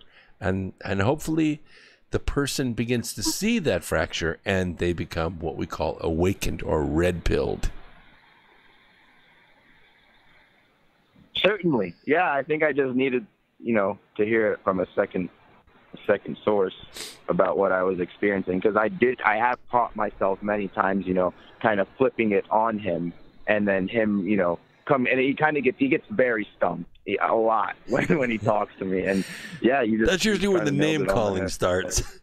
As soon as you stump them, they start calling you names, And I was at my high school reunion, and I mean we weren't 18 seconds into the conversation, and they called me a name. I said, "Wow, that didn't take long," and then they understood exactly what they had done. Yeah. We had a civil conversation after that. Anyway, I appreciate the talk. Hey, I want to ask you a question because you're up there in Kentucky. I used to live there. We had a really weird election for up there recently, and one of the strangest things, I've never seen it before. I've watched elections for 50 years. I've never seen this before, where you had a pile of ballots, and 120,000 of those ballots were missing the vote for the governor. What happened? See, that's a question I too am seeking to answer. An acquaintance of mine through this tri-state area of politics, because during my time at the university, I interned for 2 political campaigns, both being actually across the border in Cincinnati, Ohio. One was for a councilwoman, and the other was for a county judge. Both winning teams, by the way, which I'm very proud of. But anyways, I have a good friend who works in Cincinnati City Council, and he has a good friend who is, I guess he's now the new governor of Kentucky, Andy Bashar. My friend of a friend, my acquaintance, he was his head, field director, whatnot.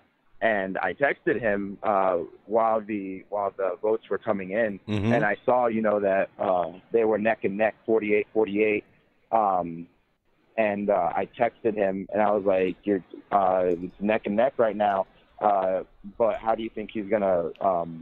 Handle being in office with all the others being red? And but he never replied to my message. And it was really weird. I kind of stay out of politics like that. Because I don't blame you. There's so much more I'm trying to learn right now. Like I'm studying for the GRE. I'm trying to go back to school in the different fields and whatnot. Good for you. Good for you. But thank you. But in regards to the election, it was. I wasn't surprised that Matt Bevin, I guess, essentially wanted a recount and whatnot.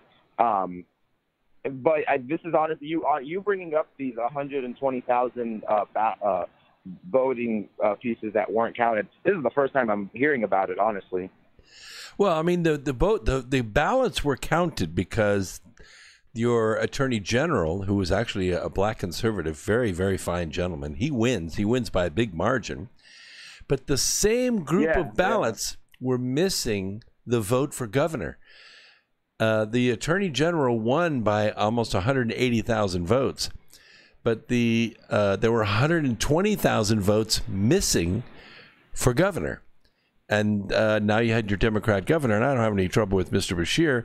You used to have a governor named Beshear. He was a fine gentleman, Democrat. Met with him several times. I'm a Western Kentucky alum, and I tried to build a factory there in Kentucky for a couple of years, there in Williamsburg, Kentucky. Amazing.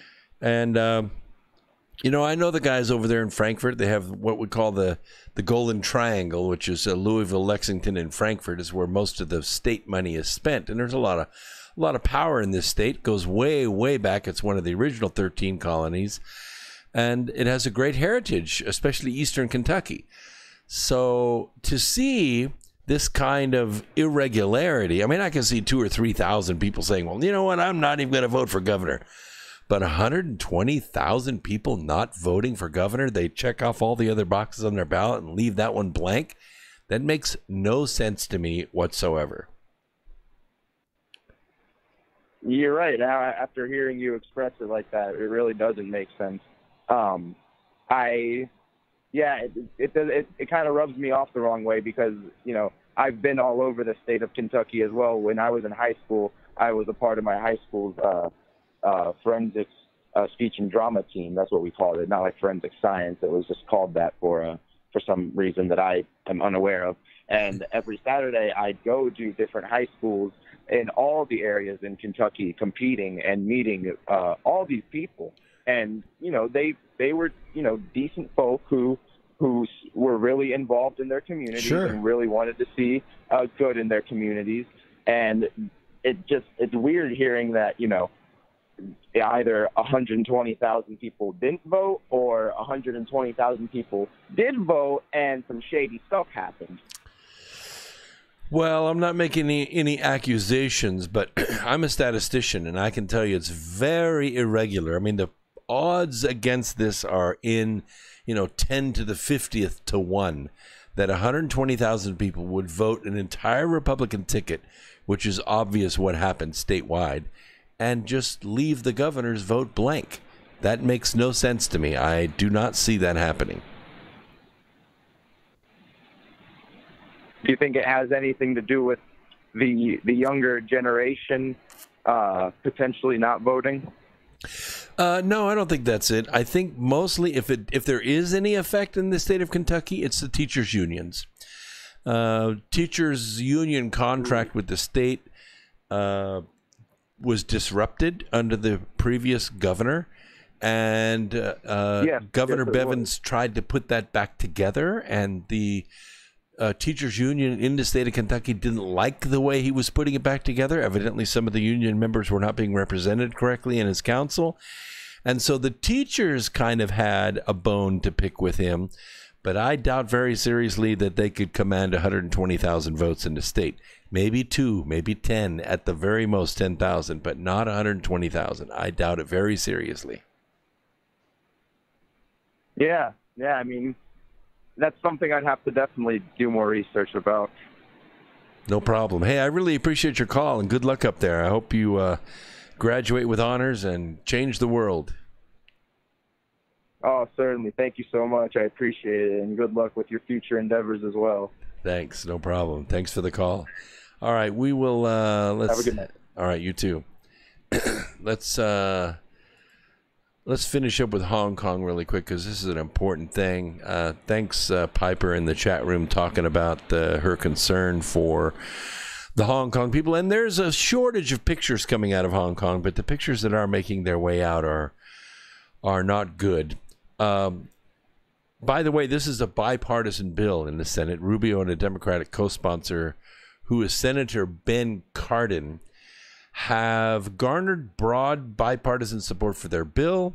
That means it's probably going to pass with 60 or even 70 votes in the Senate.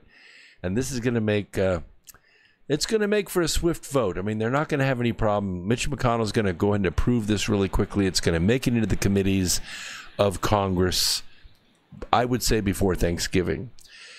They said the world needs to see that the United States will stand up and tell the Chinese Communist Party that what they are doing to the people of Hong Kong is flat out wrong. The U.S. stands with the people of Hong Kong, and I look forward to continuing to work with Senate leadership and my colleagues across the aisle to move this bill swiftly. Meanwhile, Bloomberg notes that the White House declined to comment a couple of days ago when asked whether Trump would sign it into law. A veto by Trump would indicate that for all the belligerent posturing, Trump and Xi have long since reached an agreement behind the scenes. I don't think that's really the case. Xi Jinping is going to do what he wants to do with China. And I don't think Trump is going to have any problem with that because he's making China great and President Trump is making America great. Hong Kong is a different thing. Hong Kong is not China. Not yet. Not for 25 years. The Hong Kong Human Rights and Decency Act would require the State Department to certify at least once a year whether Hong Kong should keep its special status under U.S. law. That is to say, direct trading with the United States without going through China.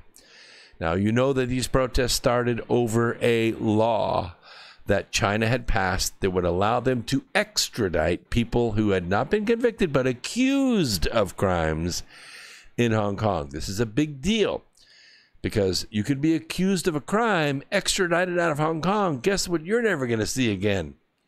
Yeah, freedom. And this is why the students stood against it. And this is why the United States is standing with them. Now, predictably, on a day when China's President Xi said that stopping the storm and restoring order, quote unquote, in Hong Kong is the most urgent task for Hong Kong, once again raising the possibility of military intervention by the PLA, the People's Liberation Army. I say that with my tongue in my ear.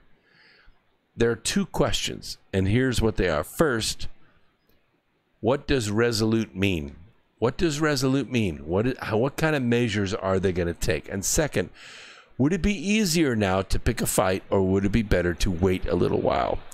My personal feeling is that we should stand our ground. We should not make a deal with China at the expense of Hong Kong. And I applaud the Senate for stepping forward, and I'm going to be really pissed off if the Democrats continue on this impeachment strategy and don't support this into law. These Senate bills have a little bit more strength because they obviously come from the Senate. It's usually more concise than something that's passed by a bunch of think tanks through Congress.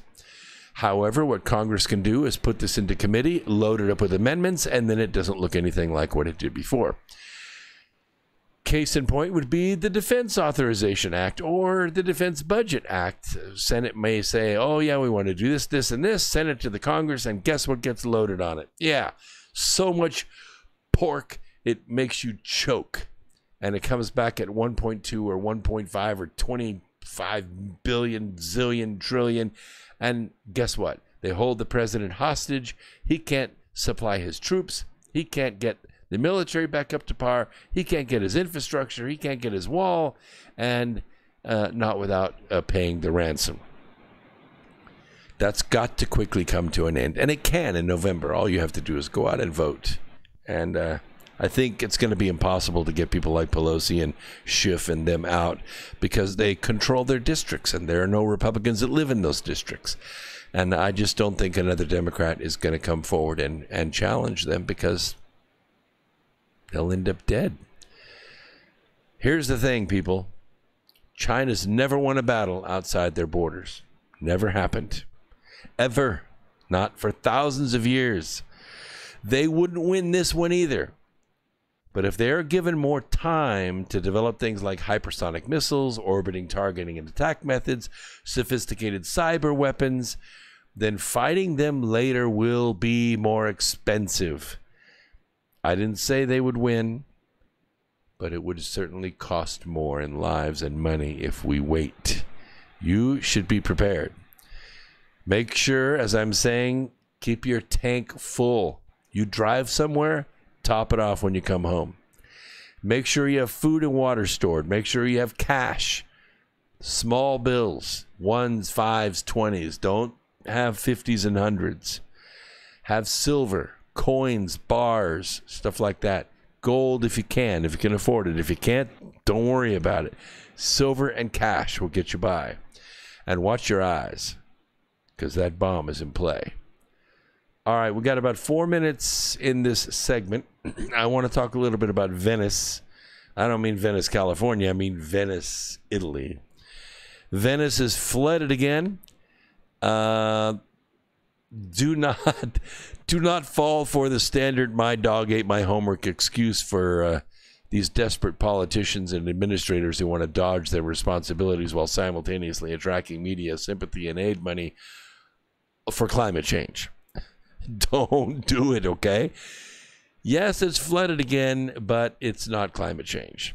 The real reason Venice is flooded is whichever idiot who decided all those years ago to build a city on a series of swampy islands at the edge of a lagoon. Look, Venice looks great in movies, okay? It even looks great on the travel brochures. I have no problem with that. But do you have any idea what that place is going to smell like? Oh, fuchi compuesta. On the plus side, This helped the Venetians build a wealthy maritime empire and later to extract gazillions and gazillions of euros from tourists who think it's romantic being propelled in a funny-looking boat down rancid, rat-infested canals by a man in a stripy shirt with a long stick. Get it? You want to do that? Go to San Antonio. Go to the rivers in San Antonio. They're awesome. They're awesome. Beautiful, beautifully manicured, great trees, great food, great people, and about 1/10 the cost. So just go to San Antonio. That's all I got to say about Venice. Other than, yeah, it's the worst flooding Venice has seen in 50 years. But you know what? It's still short by about 2 inches of the flooding in 1966. Which rather invites the question, if it's climate change that's causing it now, what was the cause 53 years ago when CO2 levels were about 90 parts per million lower? I'm just saying, it's a bunch of hooey. All right, when we come back, we're going to change gears just a little bit. Let's see, we're going to talk about space. I got a couple of neat stories out there about that. Your call lines will still be open, 213-233-3998. And we'll pick up where we left off right there. And don't forget, please don't forget, the events that are coming up in your town, in your city, if you live in a metro area. If you don't see your city on the website at brooksagnew.blog/upcoming-events, or just go to brooksagnew.blog and click on the Success Mentoring link. You don't see your city? There's a form there. Put your city in it. Put your city in it, and I'll come to you. We'll be right back after this break. Don't go away. More X Squared Radio coming at you right after this. And pay attention to the sponsors on there. Always support them. Don't forget to sign up for the archives. That's how we keep the lights on at Truth Frequency Radio Network.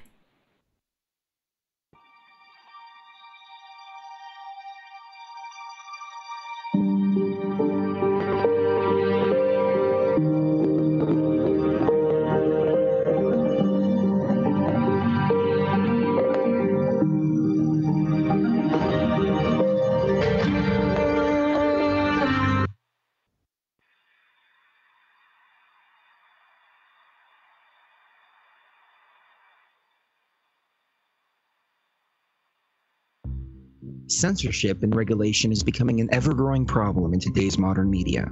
From the mainstream to YouTube and Google, the information you're looking for is buried by official narratives and propaganda. This is why TFR is 100% uncensored, unregulated, and listener-supported.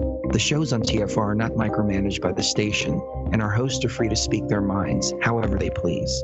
As such, the views and opinions expressed on our station are of those who make them. If you happen to hear anything offensive on TFR, please send us an email to toughtitty@tfrlive.com, and we'll be happy to tell you that we really don't give a damn. We stand for freedom of speech and non-censorship.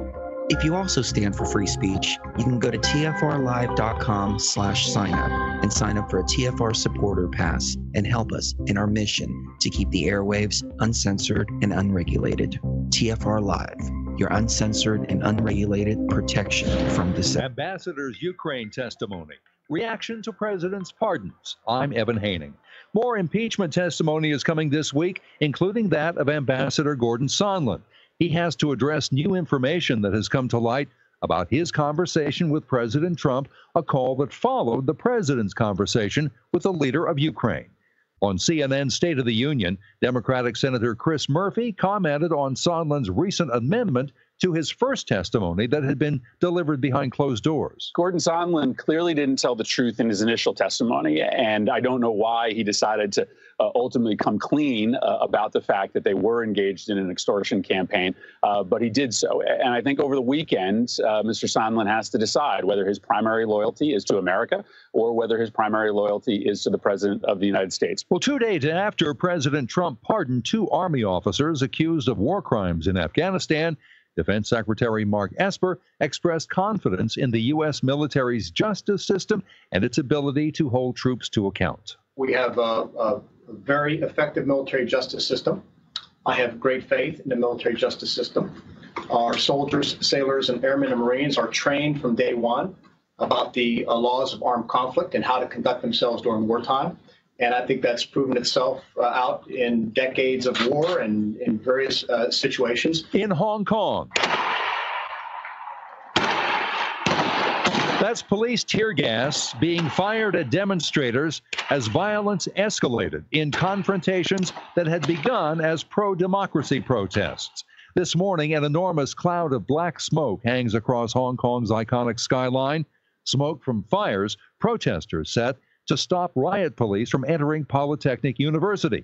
That's where hundreds of students are barricaded with weapons they have stockpiled, gas bombs, even bows and arrows. I'm Evan Haining. You are now tuned into the truth frequency. We are TFR. TFR. Truth Frequency Radio.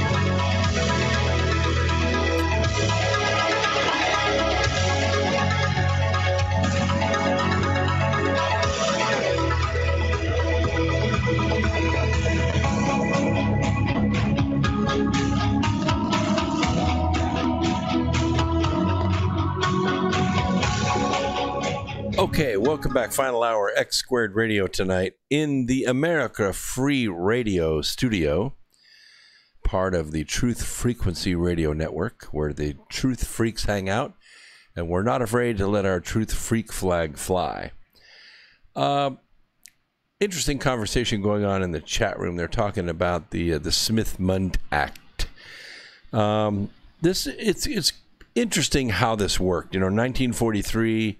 And 1945, and then signed into law by Harry Truman, was the Smith-Mundt Act. And what it basically did, as I recall, it allowed State Department publications, which we typically call propaganda, to be available inside the United States. This is a big debate that's been going on for a long time.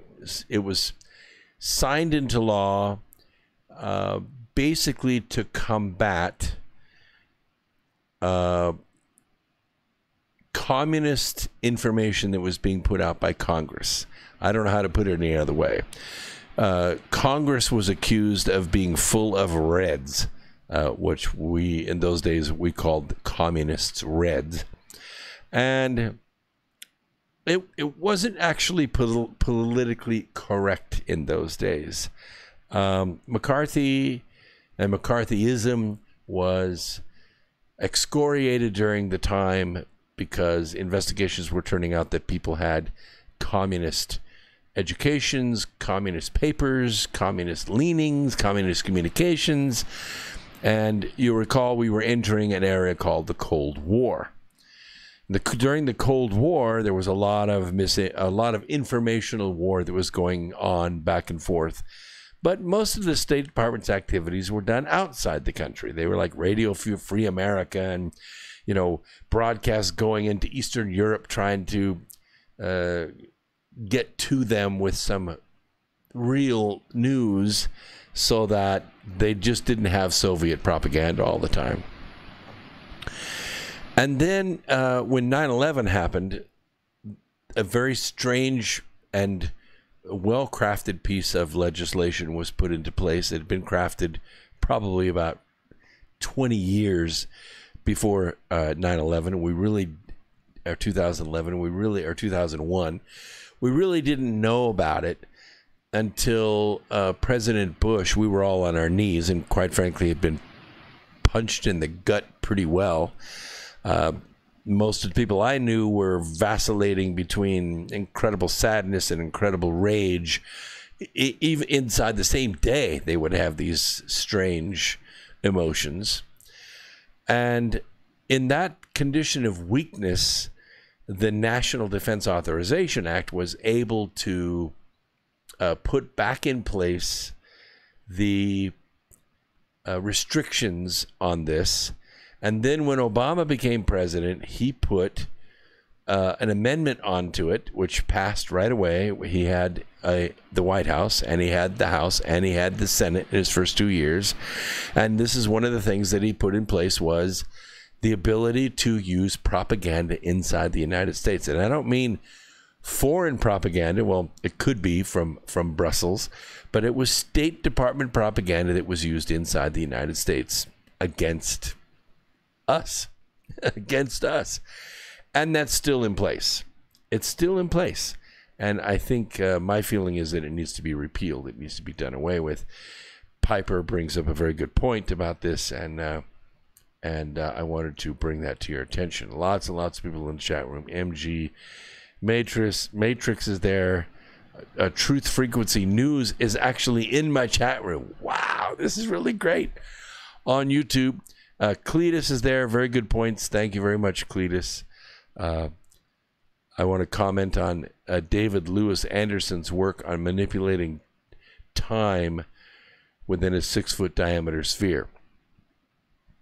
I can't comment on his work because I'm unfamiliar with it, just to be honest with you. I wrote a lot about it on my own, and you can read Remembering the Future. It is a good book. It teaches you how to do this stuff. Come to my lecture, and I'll teach you how to do it face to face, and it'll be pretty awesome. You'll really feel it. In writing these kinds of books, I gotta tell you, Cletus, I don't read other people's work. I probably should, but I think there's always a danger of some mental plagiarism there.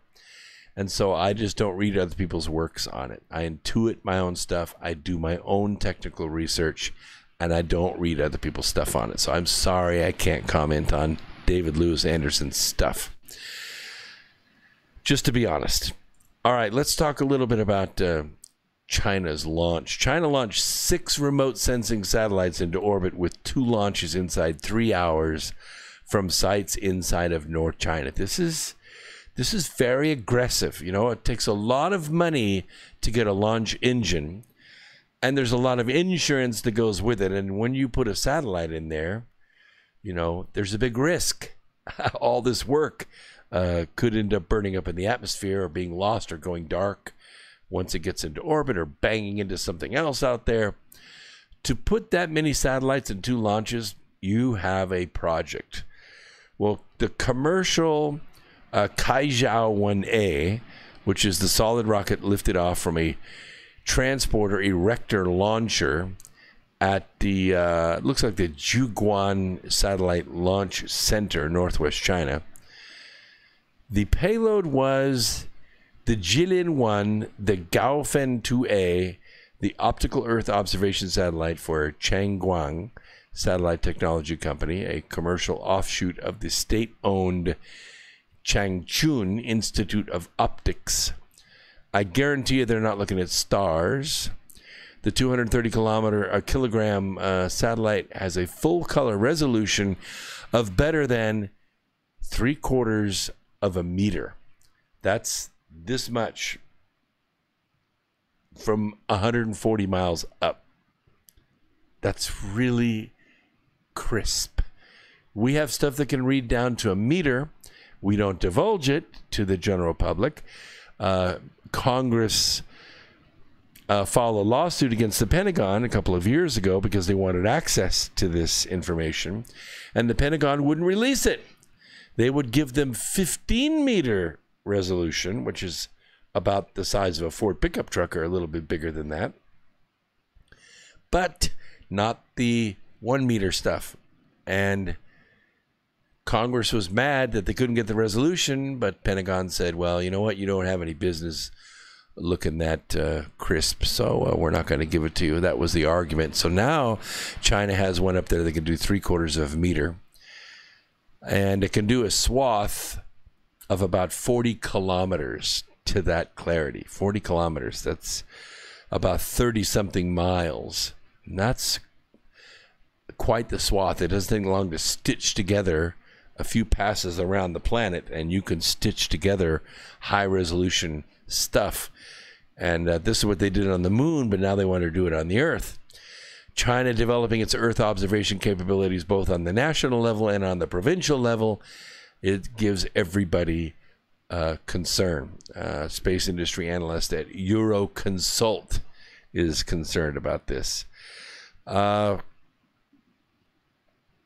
The launch vehicle belongs to X-Pace, a commercial subsidiary of the China Aerospace Science and Industry Corporation, basically the government.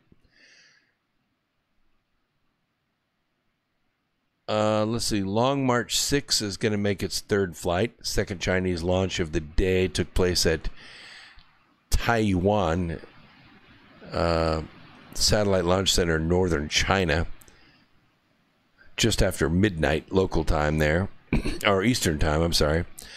A three-stage Long March 6 carried 5 satellites into low Earth orbit. The Earth Observation Project has backed investment from provincial company Ningxia Xingui Information Technology Company Limited. The satellites were developed by Aerospace Dongfang Hong Satellite Company, a subsidiary of the China Academy of Space Technology. There's going to be a test later, so you have to remember all this stuff. The launcher uses kerosene and liquid oxygen. That's really nice. I like that. That's low budget, very high power. You ever seen, you've seen a kerosene lantern, right? I mean, it burns kind of innocuous. If I dipped my finger in kerosene and lit it, I could probably hold it for about a minute and then it would become too hot on my finger. But you add liquid oxygen to that, oh, baby, you're talking a major rocket. Yeah, this is good. Rapid oxidation with more oxygen. Yeah, I've done it with isopropyl alcohol on a sponge. Quite a demonstration. Yeah, that high school students and junior high kids love that stuff. In January, Argentina-based Satellogic said it plans to launch 90 of its remote sensing small sats. These are often what we call CubeSats. They're about the size of my waste paper basket down here. They have a battery in them and they have some solar panels on them, but they're designed to be small and they're designed to form a kind of grid in space. Mostly they're used for telecommunications, but they can be used for GPS as well. Telecommunications is probably the 5G and I believe rumors of a 6G style of technology. That does require a lot of satellites to work because this is a very small antenna, high frequency ground communication. The phones are going to change. The technology is going to change. The phones won't have very much power because they don't need much. The antennas will be everywhere. Everywhere. We'll see what's happening. I don't know. It looks to me like a lot of this stuff is optical. Some of this stuff is communications. In any case, it gives them great capability in low Earth orbit. A lot going on there. I have a caller in Catskill, New York. Let's go ahead and bring them on. They've been hanging out for about 16 minutes. Welcome to the program. What's on your mind up there in New York? Hey, what's up? So, yeah, it's just one thing is, have you ever heard of MBTI, Myers-Briggs Type Indicator? It's personality typology, psychology stuff. Yes, I have heard of that before. What would you like to know? It's more along the lines of, do you think of, for me, I think that we focus a little bit too much on the external worlds, and I think like the next step in human evolution is kind of like we need to take a step back from external stuff like the progression of like technology and everything, and conquering each other, like conquering other societies or whatever, and focusing more on the inner. And I'm thinking that maybe like the psychology stuff with the personalities, which what I just mentioned, is a great place to start and to bring it up in schools or whatever. So I'm just wondering what you think about that stuff or whatever. What's your opinion on that? Sure. Personality profiling and psychological profiling of people is becoming very, very advanced. There are a couple of good schools of thought out there. I myself am classified an INFJ. That is, Are you? yeah, that's a very rare groupology. And since you're a man, we make up about 0.2% of the society, and specifically because the INFJ, we have this judgment on the back, but we're also introverted, and we're intuitive, and it can make us very reclusive. That is to say, we withdraw from society. But it also gives us the ability to disconnect ourselves from societal pressures. In the genre, it's called the door slam. There are other personality profiles that are much more gregarious, more outgoing. Some of them are very artistic and schizophrenic, but the mathematics of how this goes together, they ask a series of quantitative questions that are weighted in their algorithm, and it creates a classification, a psychological classification. You could take the courses or the tests yourself online, and I'll tell you when you know that they're really on to something, is when you can take the test yourself 2 or 3 times in a year and you're classified the same. And that's pretty incredible to me, because sometimes people can become manipulative on the test. They can figure out what the test is trying to ask. And so thus they can manipulate the answers so that they come up with something different. These tests are very, very good. And they're very repeatable and reliable, and I'm a statistician, and that means a lot to me, because it means that the process by which they're doing this evaluation is robust. And I have friends that have taken the test too, and I don't know another INFJ personally. Like I said, they're pretty rare, and the main characteristic, of course, is the ability to disconnect from a long-term relationship almost instantly. It can be seen as a weakness, but I don't know. I never really understood it myself until I took the test and then began to read about it. I do have on my blog, on brooksagnew.blog, I think it's on the About link, or maybe it's on the homepage. Maybe it is on the homepage. I actually explain some of this psychological evaluation and compare it to general philosophy. So he's right. We're not talking about, the evolution of mankind. What we're talking about is the introspective interface between the soul and the body, because they both interact with one another. Pains and intuitive abilities the body may have influence and can even categorize the spirit within. And so they become a single unit that doesn't have anything to do with the rest of the human race. I don't know that from a DNA standpoint we're actually evolving, but I think that over incarnations we get better and better at recalling our experience from other lifetimes.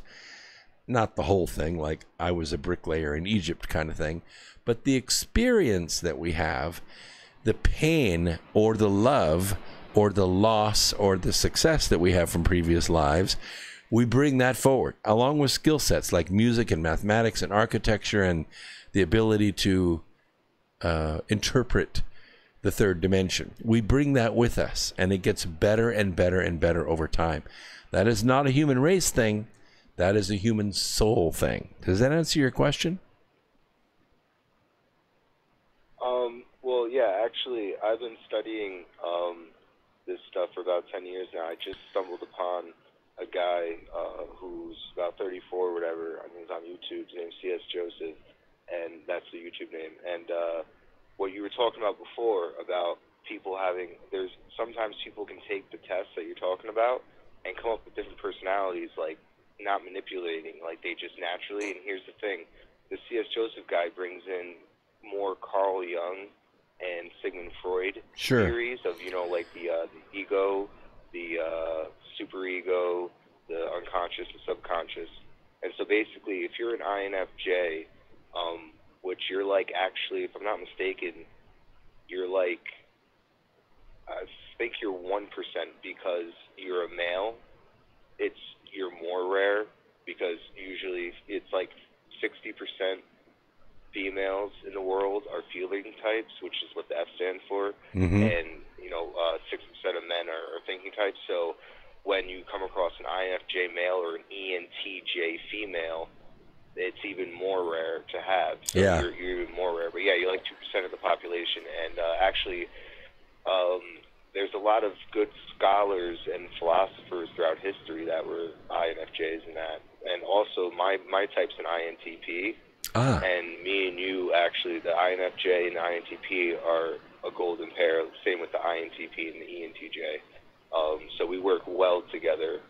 And so I'm just saying, like, naturally, like, the personalities link up well together. So anyway, there's also this guy, C.S. Joseph, he talks about how basically, because there's 8 cognitive functions. So you have NI. If you're an INFJ, you have NI, introverted intuition, and then you have extroverted feeling, and then introverted thinking, which is analyzing. That's where you get your... when did you start getting into computers and stuff? Have you always been, or when did you pick up on, like, getting into tech? I started using computers in 1966 at the University of Irvine. I took a genetics course because my brother was going there at the time. He was working on his PhD, and I was the pain in the butt younger brother, with this off-the-chart IQ. So he would take me to school while he was working in the lab. I would work in the computer lab. And in those days, computers had 2-inch tape. And I remember the Canon. These were Canon computers. When the Canon rep came in and upgraded us to 8K of RAM, it was a big day. He said, we will never need more than 8K of RAM. Yeah. We laugh about it now, but Little did you know. so I started using computers at age 10. Okay. All right. So I was just curious because I'm still trying to, I got a lot of theory because this stuff is relatively new still, and it's still, like, obviously in the works and everything. Like you said, it's progressing, all this stuff, but Yes. it's, like, still not even really accepted in schools, like universities. So Well, anyways, the interesting thing about it is you have to have a big population, and when the tests came out, they were a little herky-jerky. They used them for a career analysis and different things, but over years they became more and more refined, and the testing algorithms, the test questions and the algorithms to handle the answers became very sophisticated. I'd say maybe the last 3 years, it really made a huge leap forward in being able to actually classify psychological personality types. And I think it's a big help, but I think that help came from the population, the test population itself. It got into the millions of people, and that's a lot of data points. You can get very, very close to a 6 sigma stability. That is to say, less than 1 in 2 or 3 million is a mistake in 6 sigma mathematics, with being able to actually nail a personality type. I think it's quite promising myself. yeah, and so like I was saying, so basically there's 8 cognitive functions, and we all have all 8 cognitive functions in our mind, but we, as a young child, whatever, we prefer, our mind focuses around a certain type. Sure. So if you're an INFJ, your opposite would be the ENFP. That'd be your unconscious mind, if I'm not mistaken. Right. And then your superego, the ISTJ, and then your subconscious would be an ESTP. So the whole point is like sometimes, like for instance, the whole propaganda stuff in society that usually attacks or goes after the subconscious or unconscious mind. Like your unconscious, if I'm not mistaken, remembers like everything pretty much. Like that's like where all your stuff's pretty much stored and kind of like where your intuition kind of comes from or whatever. Well, it has a faster baud rate. It's about 25 times faster than your conscious mind. Yeah, we just don't know how to use it and whatnot. But So far, programmed, and so far, exactly. But the subconscious, where we get programmed with the propaganda stuff, and like people that are like, you know how like people you even maybe you might be driving to work if you go to the same place like 10 years, and then one day you just go start driving, and all of a sudden you're at your work and you don't even realize that you drove there. You know what I'm saying? You just like. You mean like Friday? Like Friday, that happened to me. Yeah.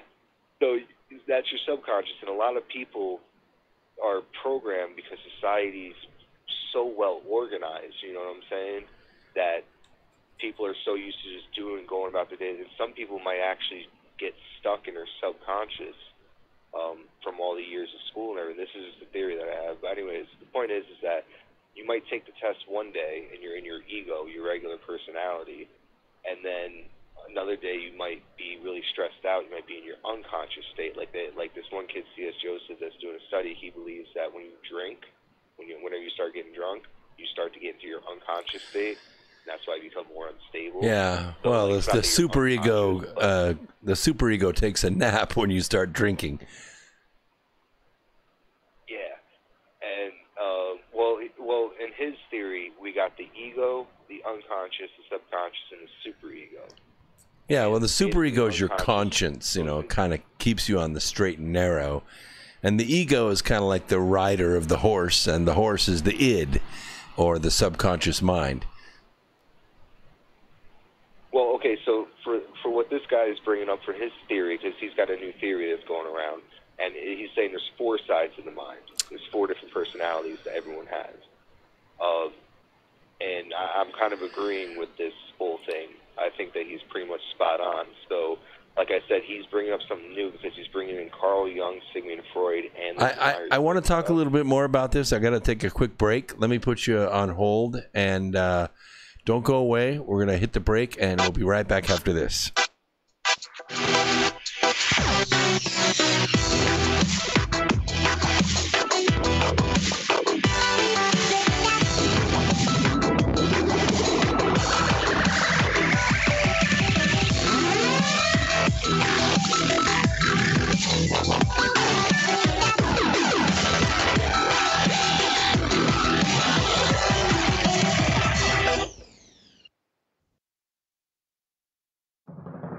Hey everyone, it's Chris Gio, founder of Truth Frequency Radio and host of Beyond the Veil. The mainstream media and establishment are running scared right now, and they've prominently featured truthfrequencyradio.com as number 89 on the federal government's hit list, also known as the fake news list, which is essentially a list of sites slated for censorship on Facebook, YouTube, Google, and other social media. Now is the time for you to get involved. Share your favorite TFR shows far and wide on forums and social media. Tell your friends and family about your favorite shows. If you're a business owner, get in touch with us to feature your product or service right here on TFR. And if you haven't done so already, become a TFR supporter now and get unlimited commercial-free downloads in high quality. Visit truthfrequencyradio.com/sign-up. Thank you for making TFR the leader in independent and uncensored talk radio. Truth Frequency Radio, your protection from deception. Do you want to lose weight but have no idea where to begin? The Fast Start Diet, a 3-day weight loss plan, is the answer. 3 days of nutritionally balanced, calorie-restricted meals delivered right to your door. No shopping, no measuring, and no cooking. Everything is prepared for you and ready to eat at home or on the go. The Fast Start Diet has all the amazing benefits of intermittent fasting without starving. We've helped thousands of people who have struggled to reach their weight loss goals. Isn't it time we helped you? With the Fast Start Diet, you'll lose weight and feel great. Find us on Amazon or go to faststartdiet.com and use promo code POWER to get $10 off your first box. As a special bonus, we will include our #1 rated Lipo3 appetite suppressant spray free with your order. Whatever your diet plans are, start with us at faststartdiet.com and use promo code POWER.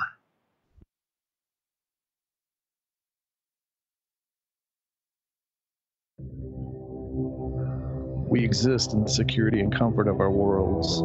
Paved paths, lights, and manicured lawns give us peace of mind that our world has been tamed, and we are its master. But other worlds exist on the edge of our sight. On the edge of our awareness, the shadows move.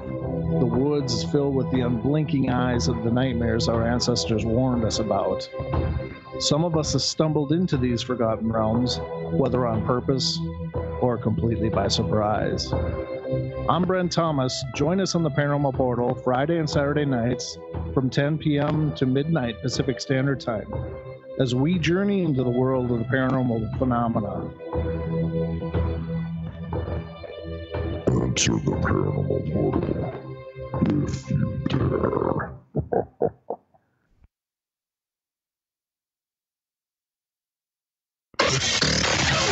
Real people, real radio. Initiating the truth frequency. This is Truth Frequency Radio.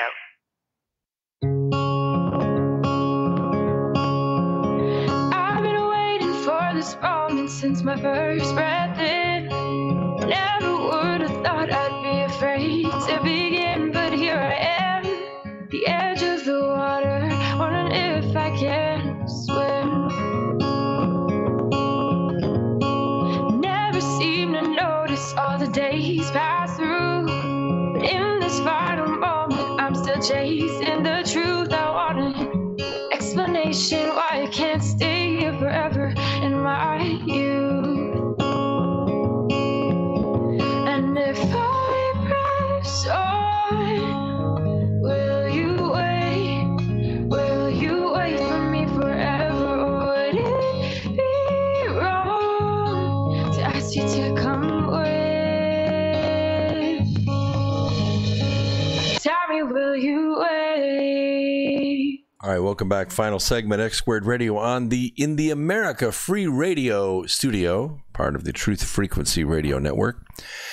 In the last segment, we were talking about this psychological profile types, and I think it's, as a statistician, it's one of the most difficult things to do is to take something subjective, which is the human psyche, and to quantify it. But it's fascinating, and I think that the methods that we're talking about, these letters each stand for something. If you haven't heard of it before, INFJ means introverted, intuitive thinking, judging, or feeling judging. INFJ, and so you combine these things together, and you have this kind of weird dichotomy, because how can you be a feeling person and a judging person at the same time?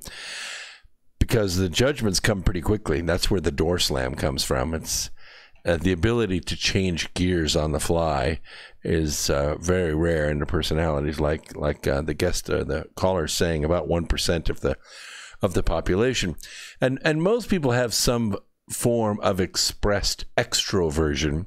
It's kind of how we survive in society, especially females. Introversion is not often seen as a good survival mechanism in this society, because we tend to become victims, but you can overcome it. You can be strong about it. You can use it and use your intuition to stay out of the way or get into position to do things. And you mentioned Carl Jung. I remember his book I read, 40 years ago, called Man and His Symbols. And Carl Jung was, a lot of people don't know this, the psychologist of an author whose name was Hermann Hesse. And Hermann Hesse wrote books like Siddhartha and Magister Ludi, other great books that had really great psychological stories inside of novels. And if you haven't read Hermann Hesse, you should read it. In English, it's still quite stimulating. But Carl believed that there were certain symbols that activate people. And in fact, they're symbols that repeat themselves throughout time. In ancient African cultures, Egyptian cultures, Mayan cultures, and modern cultures, we use and see and recall these symbols because they activate things inside our psyche. And then Freud, of course, had his things, a lot of which I don't agree with, but some of which you have to defer to his clinical experience, and certainly some of his definitions like ego and superego and id and all of that have survived maybe longer than they should have. But you're a really good caller, so I would like to get your final thoughts on all of this. Well, one thing when it comes with the symbols and that, I think it's kind of ironic how supposedly the ancients were so beneath our understanding and whatnot, but yet they used hieroglyphs, and now in our modern day with technology, we're starting to use what you would consider hieroglyphs to explain things with the, little pics and stuff like that and everything, and they represent words and meanings and everything. So I think that's kind of funny how that all works. Yeah, I mean, in Magister Ludi, it used to be called the glass bead game, and then the book got renamed. That's what it's all about. What we use today are app icons. You look at the app icon, and immediately you have this full understanding of Twitter or Facebook or whatever it is. But it's that icon. That's the glass bead. And the idea of the school in Castalia that he wrote about was to achieve this point at which you only need one glass bead to explain all of knowledge. Yep. But when it comes back to this psychology stuff, for one, the judging, I don't know what you're trying to get at when it's judging, but I know when I first got into it, I thought it meant like kind of like being judgmental, so to speak, or whatever. But I don't know if that's what you're getting at with that. But judging, no, it's decision making. Like things organized. Right. What? It's decision making, being able to make decisions instead of thinking or feeling. You're judging, and you can move decisively and quickly like stepping stones through complex situations.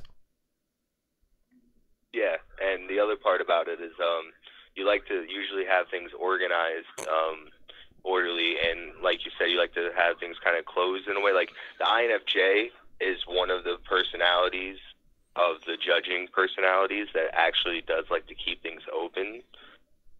They are the more sporadic type of the judging types. So that's one of the rare things about the INFJ. They're kind of like a perceiving type, where most judgers, they like to have, like I said, they like to have structure, order, write everything down, have a schedule going, make their decision made and stick with that decision. They don't really like to keep things open, but the INFJ is one of the rare types of the judging that does like to kind of keep things open-minded and whatnot, and not necessarily keep everything so structured. But the other thing is what you should look up more into it is the cognitive function. So you got the INFJ and introverted, intuitive, feeling, judging, and then the cognitive functions is the more in-depth understanding of how the INFJ works. So, for instance, your first cognitive function, what I brought up earlier, is NI, which is introverted intuition, which is basically pattern recognition, and you're like really good at being able to see your own future, so to speak, and be able to plan it out and map it out in a good way and make a pattern that works for you. Would you say that that's kind of accurate? Yeah, I've always had the ability to see the immediate future. Not the distant future so much, but I can see trends. And of course, I'm a statistician by training. So I gravitate toward being able to analyze numbers and classify things. Okay. And your second is extroverted feeling, which is FE. And that's basically the ability to pick up on other people's emotions. And you're expressive with your own hand. Like I don't know if you talk with like your hands, you know what I'm saying? And like you kind of like wear your emotions out there, it's not that you're basically that your emotions are kind of out there, and you're also able to pick up on other people's emotions and all that relatively easily. Sure. And then your third function is TI, which is introverted thinking, which is where your analysis comes in. That's the analytics. Mm-hmm. That's to analyze things and to be accurate and truthful and honest about things, separating emotion from your thoughts and everything, from your feelings and that, and being able to just, mathematics basically, science and everything. What would you recommend for the listeners if they want to learn more about this and study this and maybe take the test for themselves? How would you instruct them? C.S. Joseph. He honestly, all right, there's a couple places. C.S. Joseph, he's on YouTube. He's also on Patreon. And I think, Discord as well. But it's just CS and then space Joseph, spelled just like that. And then there's also Personality Hacker. They're also on YouTube, and they also got their own webpage. Joseph's got his own webpage. Those are two places to start. They both got good understandings. The Personality Hacker people, they stick to people having one personality. And the C.S. Joseph guy has it more in-depth. The C.S. Joseph guy, he grew up actually as a Christian or a Catholic, and one of the two. And he had two mentors, I believe, that studied Carl Jung and Sigmund Freud and the MBTI type. And so he's like 35, 34, but he's got he's an ENTP. So he's one of the rationals. He's like my personality cousin, you could say, because I'm an INTP. He's like the extroverted form of me. And he's got a really good understanding. He's got a whole bunch of stuff on everything. And he also goes more into the archetypes like Carl Jung. And he does more than just like the personality stuff. He also, like I was just mentioning, the archetypes for men and for females. So like the king for the men, king, warrior, magician, and I think like healer or something like that. But anyways, he's got a whole bunch of stuff. It's really good. You should look into it too. And he also explains, he gets really in depth with everything. And he's the one that mentions the four sides of the mind. So like if you're an INFJ, you have an ENFP, unconscious, ESTP, subconscious, and ISTJ, superego. So, we should all get together really, sometime. We should all get together in a big place, all of the different personality types, and a couple bottles of scotch. It would be a very interesting evening. I want to do that so bad, but I'd have to wait because I'm on probation right now. Some stupid stuff. So Okay. It's the first time on probation my entire life. I'm 28. And Oh, my goodness. It was so dumb. The cops. It was so annoying. So I'm doing good though. I'm like, because I was drinking in that. So, but I'm like 4 months sober now. Good for you. I got a little. Yeah, I'm doing good on that. I'm just doing my research, watching your stuff and Project Camelot, watching the news, just staying out of trouble. I appreciate that very much. I know Carrie. I know Carrie very well. Yeah. All right. I'm still down for just hanging out. You guys can drink. I'm not gonna. I want to drink, but someday That's fine. definitely drink and I don't drink very and much. I talk about it more than I do it. All right, listen, I appreciate the call. I got about 15 minutes left. I got some stuff to cover. Please call back again, though. A very interesting conversation. All right. Thanks so much for being part of the program. All right, Earth Explorers, and I'll put a post or link to that in the description of this video and in the description at Truth Frequency Radio, tfrlive.com/X2 Radio. And you can get to that and maybe take that test for yourself. I want to take a few minutes and talk about this new UN manifesto that has come out. It is the 2030 agenda. This is a little alarming. It has 17 points in this agenda. I'll try to cover it as quickly as I can. Here's the point-by-point translation, my point-by-point translation of the 17 points. Goal number 1, end poverty in all its forms everywhere. It sounds good, doesn't it? End poverty. I'll translate it for you. I'm going to eliminate private ownership of property. Confiscate all wealth everywhere on the planet. All able-bodied humans will have basic meals for adequate nutrition for work. Clothing will be issued along with housing assignments and work assignments. Ban all free movement of people. Ban tourism, ban retirement, ban idleness in all its forms, including loafing, leisure, camping, hiking, hunting, sunbathing, and resting. Goal number 2, end hunger. Achieve food security and improve nutrition and promote sustainable agriculture. Translation: global control of all farm and ranch production for GMO food supply to the worker class humans. Ban hoarding. Oh, it's been done before. Priority non-GMO food production for the political class will be controlled and available only to the elites. Goal, and that's been done before too. Goal number 3, ensure healthy lives and promote well-being for all at all ages. I know these are really utopic, but just hear me out. Translation. Worker class humans will have access to local clinics for inoculation, treatment, and rehabilitation. Organs harvested at these clinics will be used to sustain the political class humans. Defective humans, such as Down syndromes, diabetics, asthmatics, will be removed from society to prevent the proliferation of these weak genetics in the race.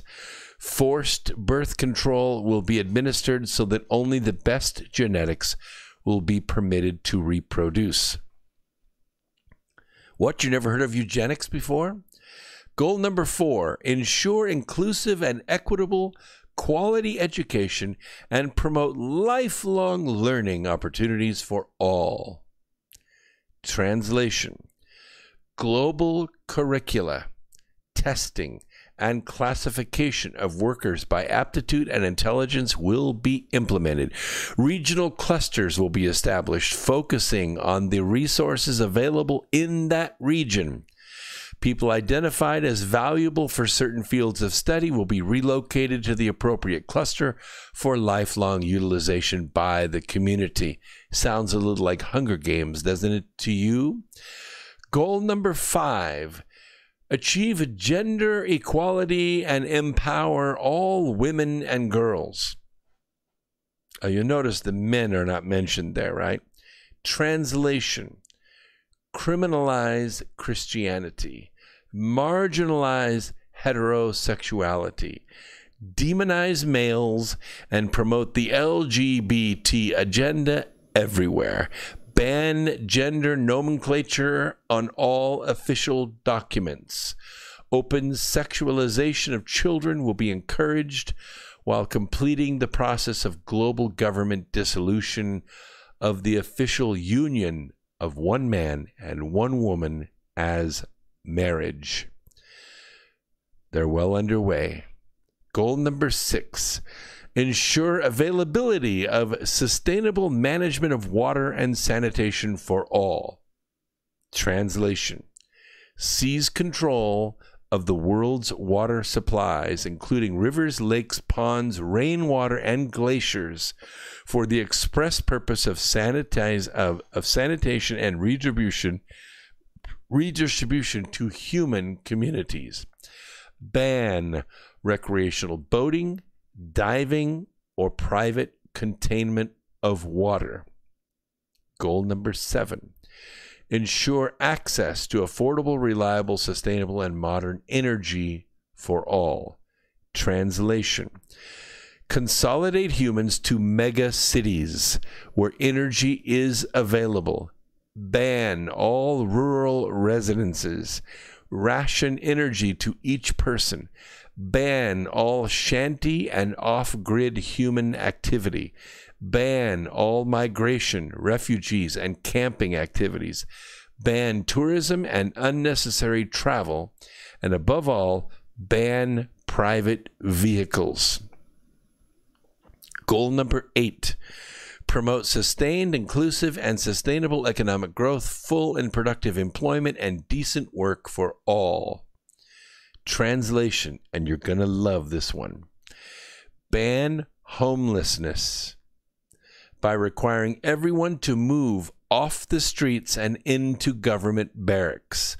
Ban free roaming, retirement, and non-employed people by forcing every able-bodied person to return to factories, mines, and farms to work until the end of their days.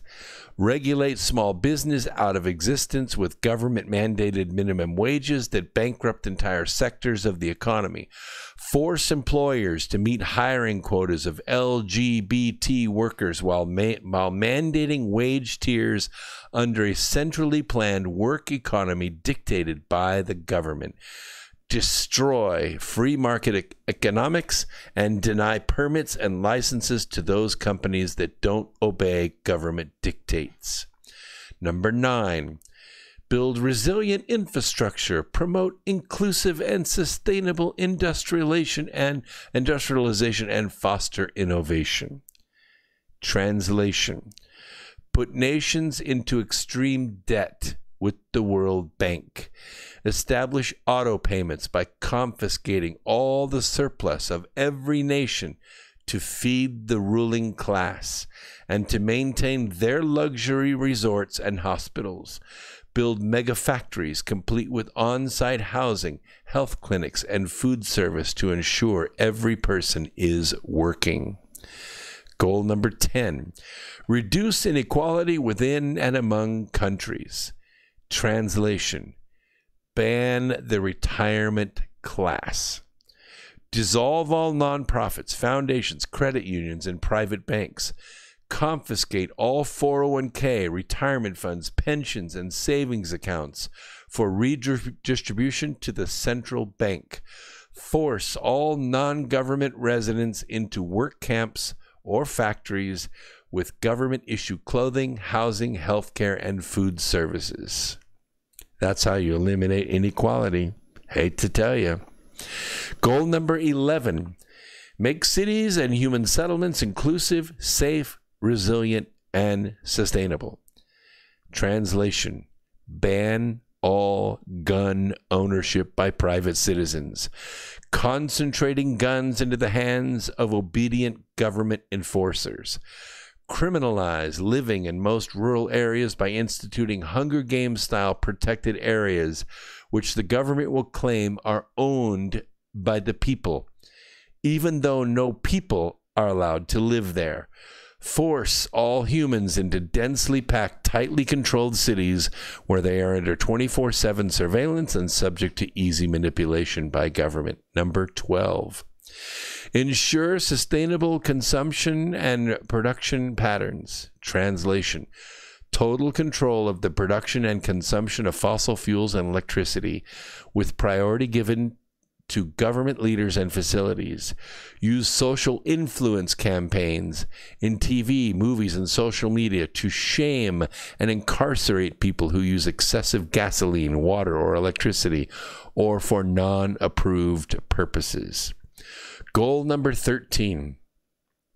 Take urgent action to combat climate change and its impacts.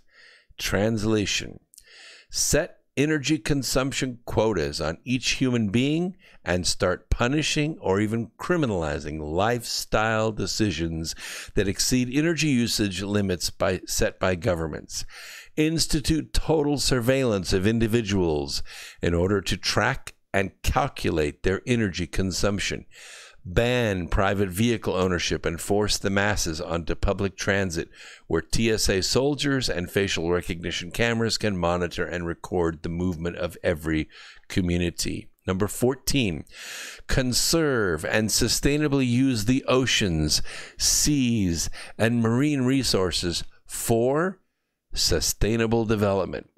Translation: ban most ocean fishing, plunging the food supply into an extreme shortage and causing runaway food price inflation that puts even more people into economic desperation. Criminalize the operation of private fishing vessels and place all ocean fishing operations under the control of government and central planning. Goal 15, protect, restore, and promote sustainable and use of terrestrial ecosystems, sustainably manage forests, combat desertification, and halt and reverse land degradation and halt biodiversity loss. Translation: roll out Agenda 21 and force humans off the land and into controlled megacities. Goal 16, promote peaceful and inclusive societies for sustainable development, provide access to justice for all, and build effective, accountable, and inclusive institutions at all levels. Translation: grant legal immunity to all illegal aliens and protected minority groups, which includes giving them access to the courts without citizenship. Inclusive institutions means granting favorable tax structures and government grants to corporations that hire LGBT workers or whatever groups are currently in favor with the central planners in government. Finally, goal number 17. Strengthen the means of implementation and revitalize the Global Partnership for Sustainable Development.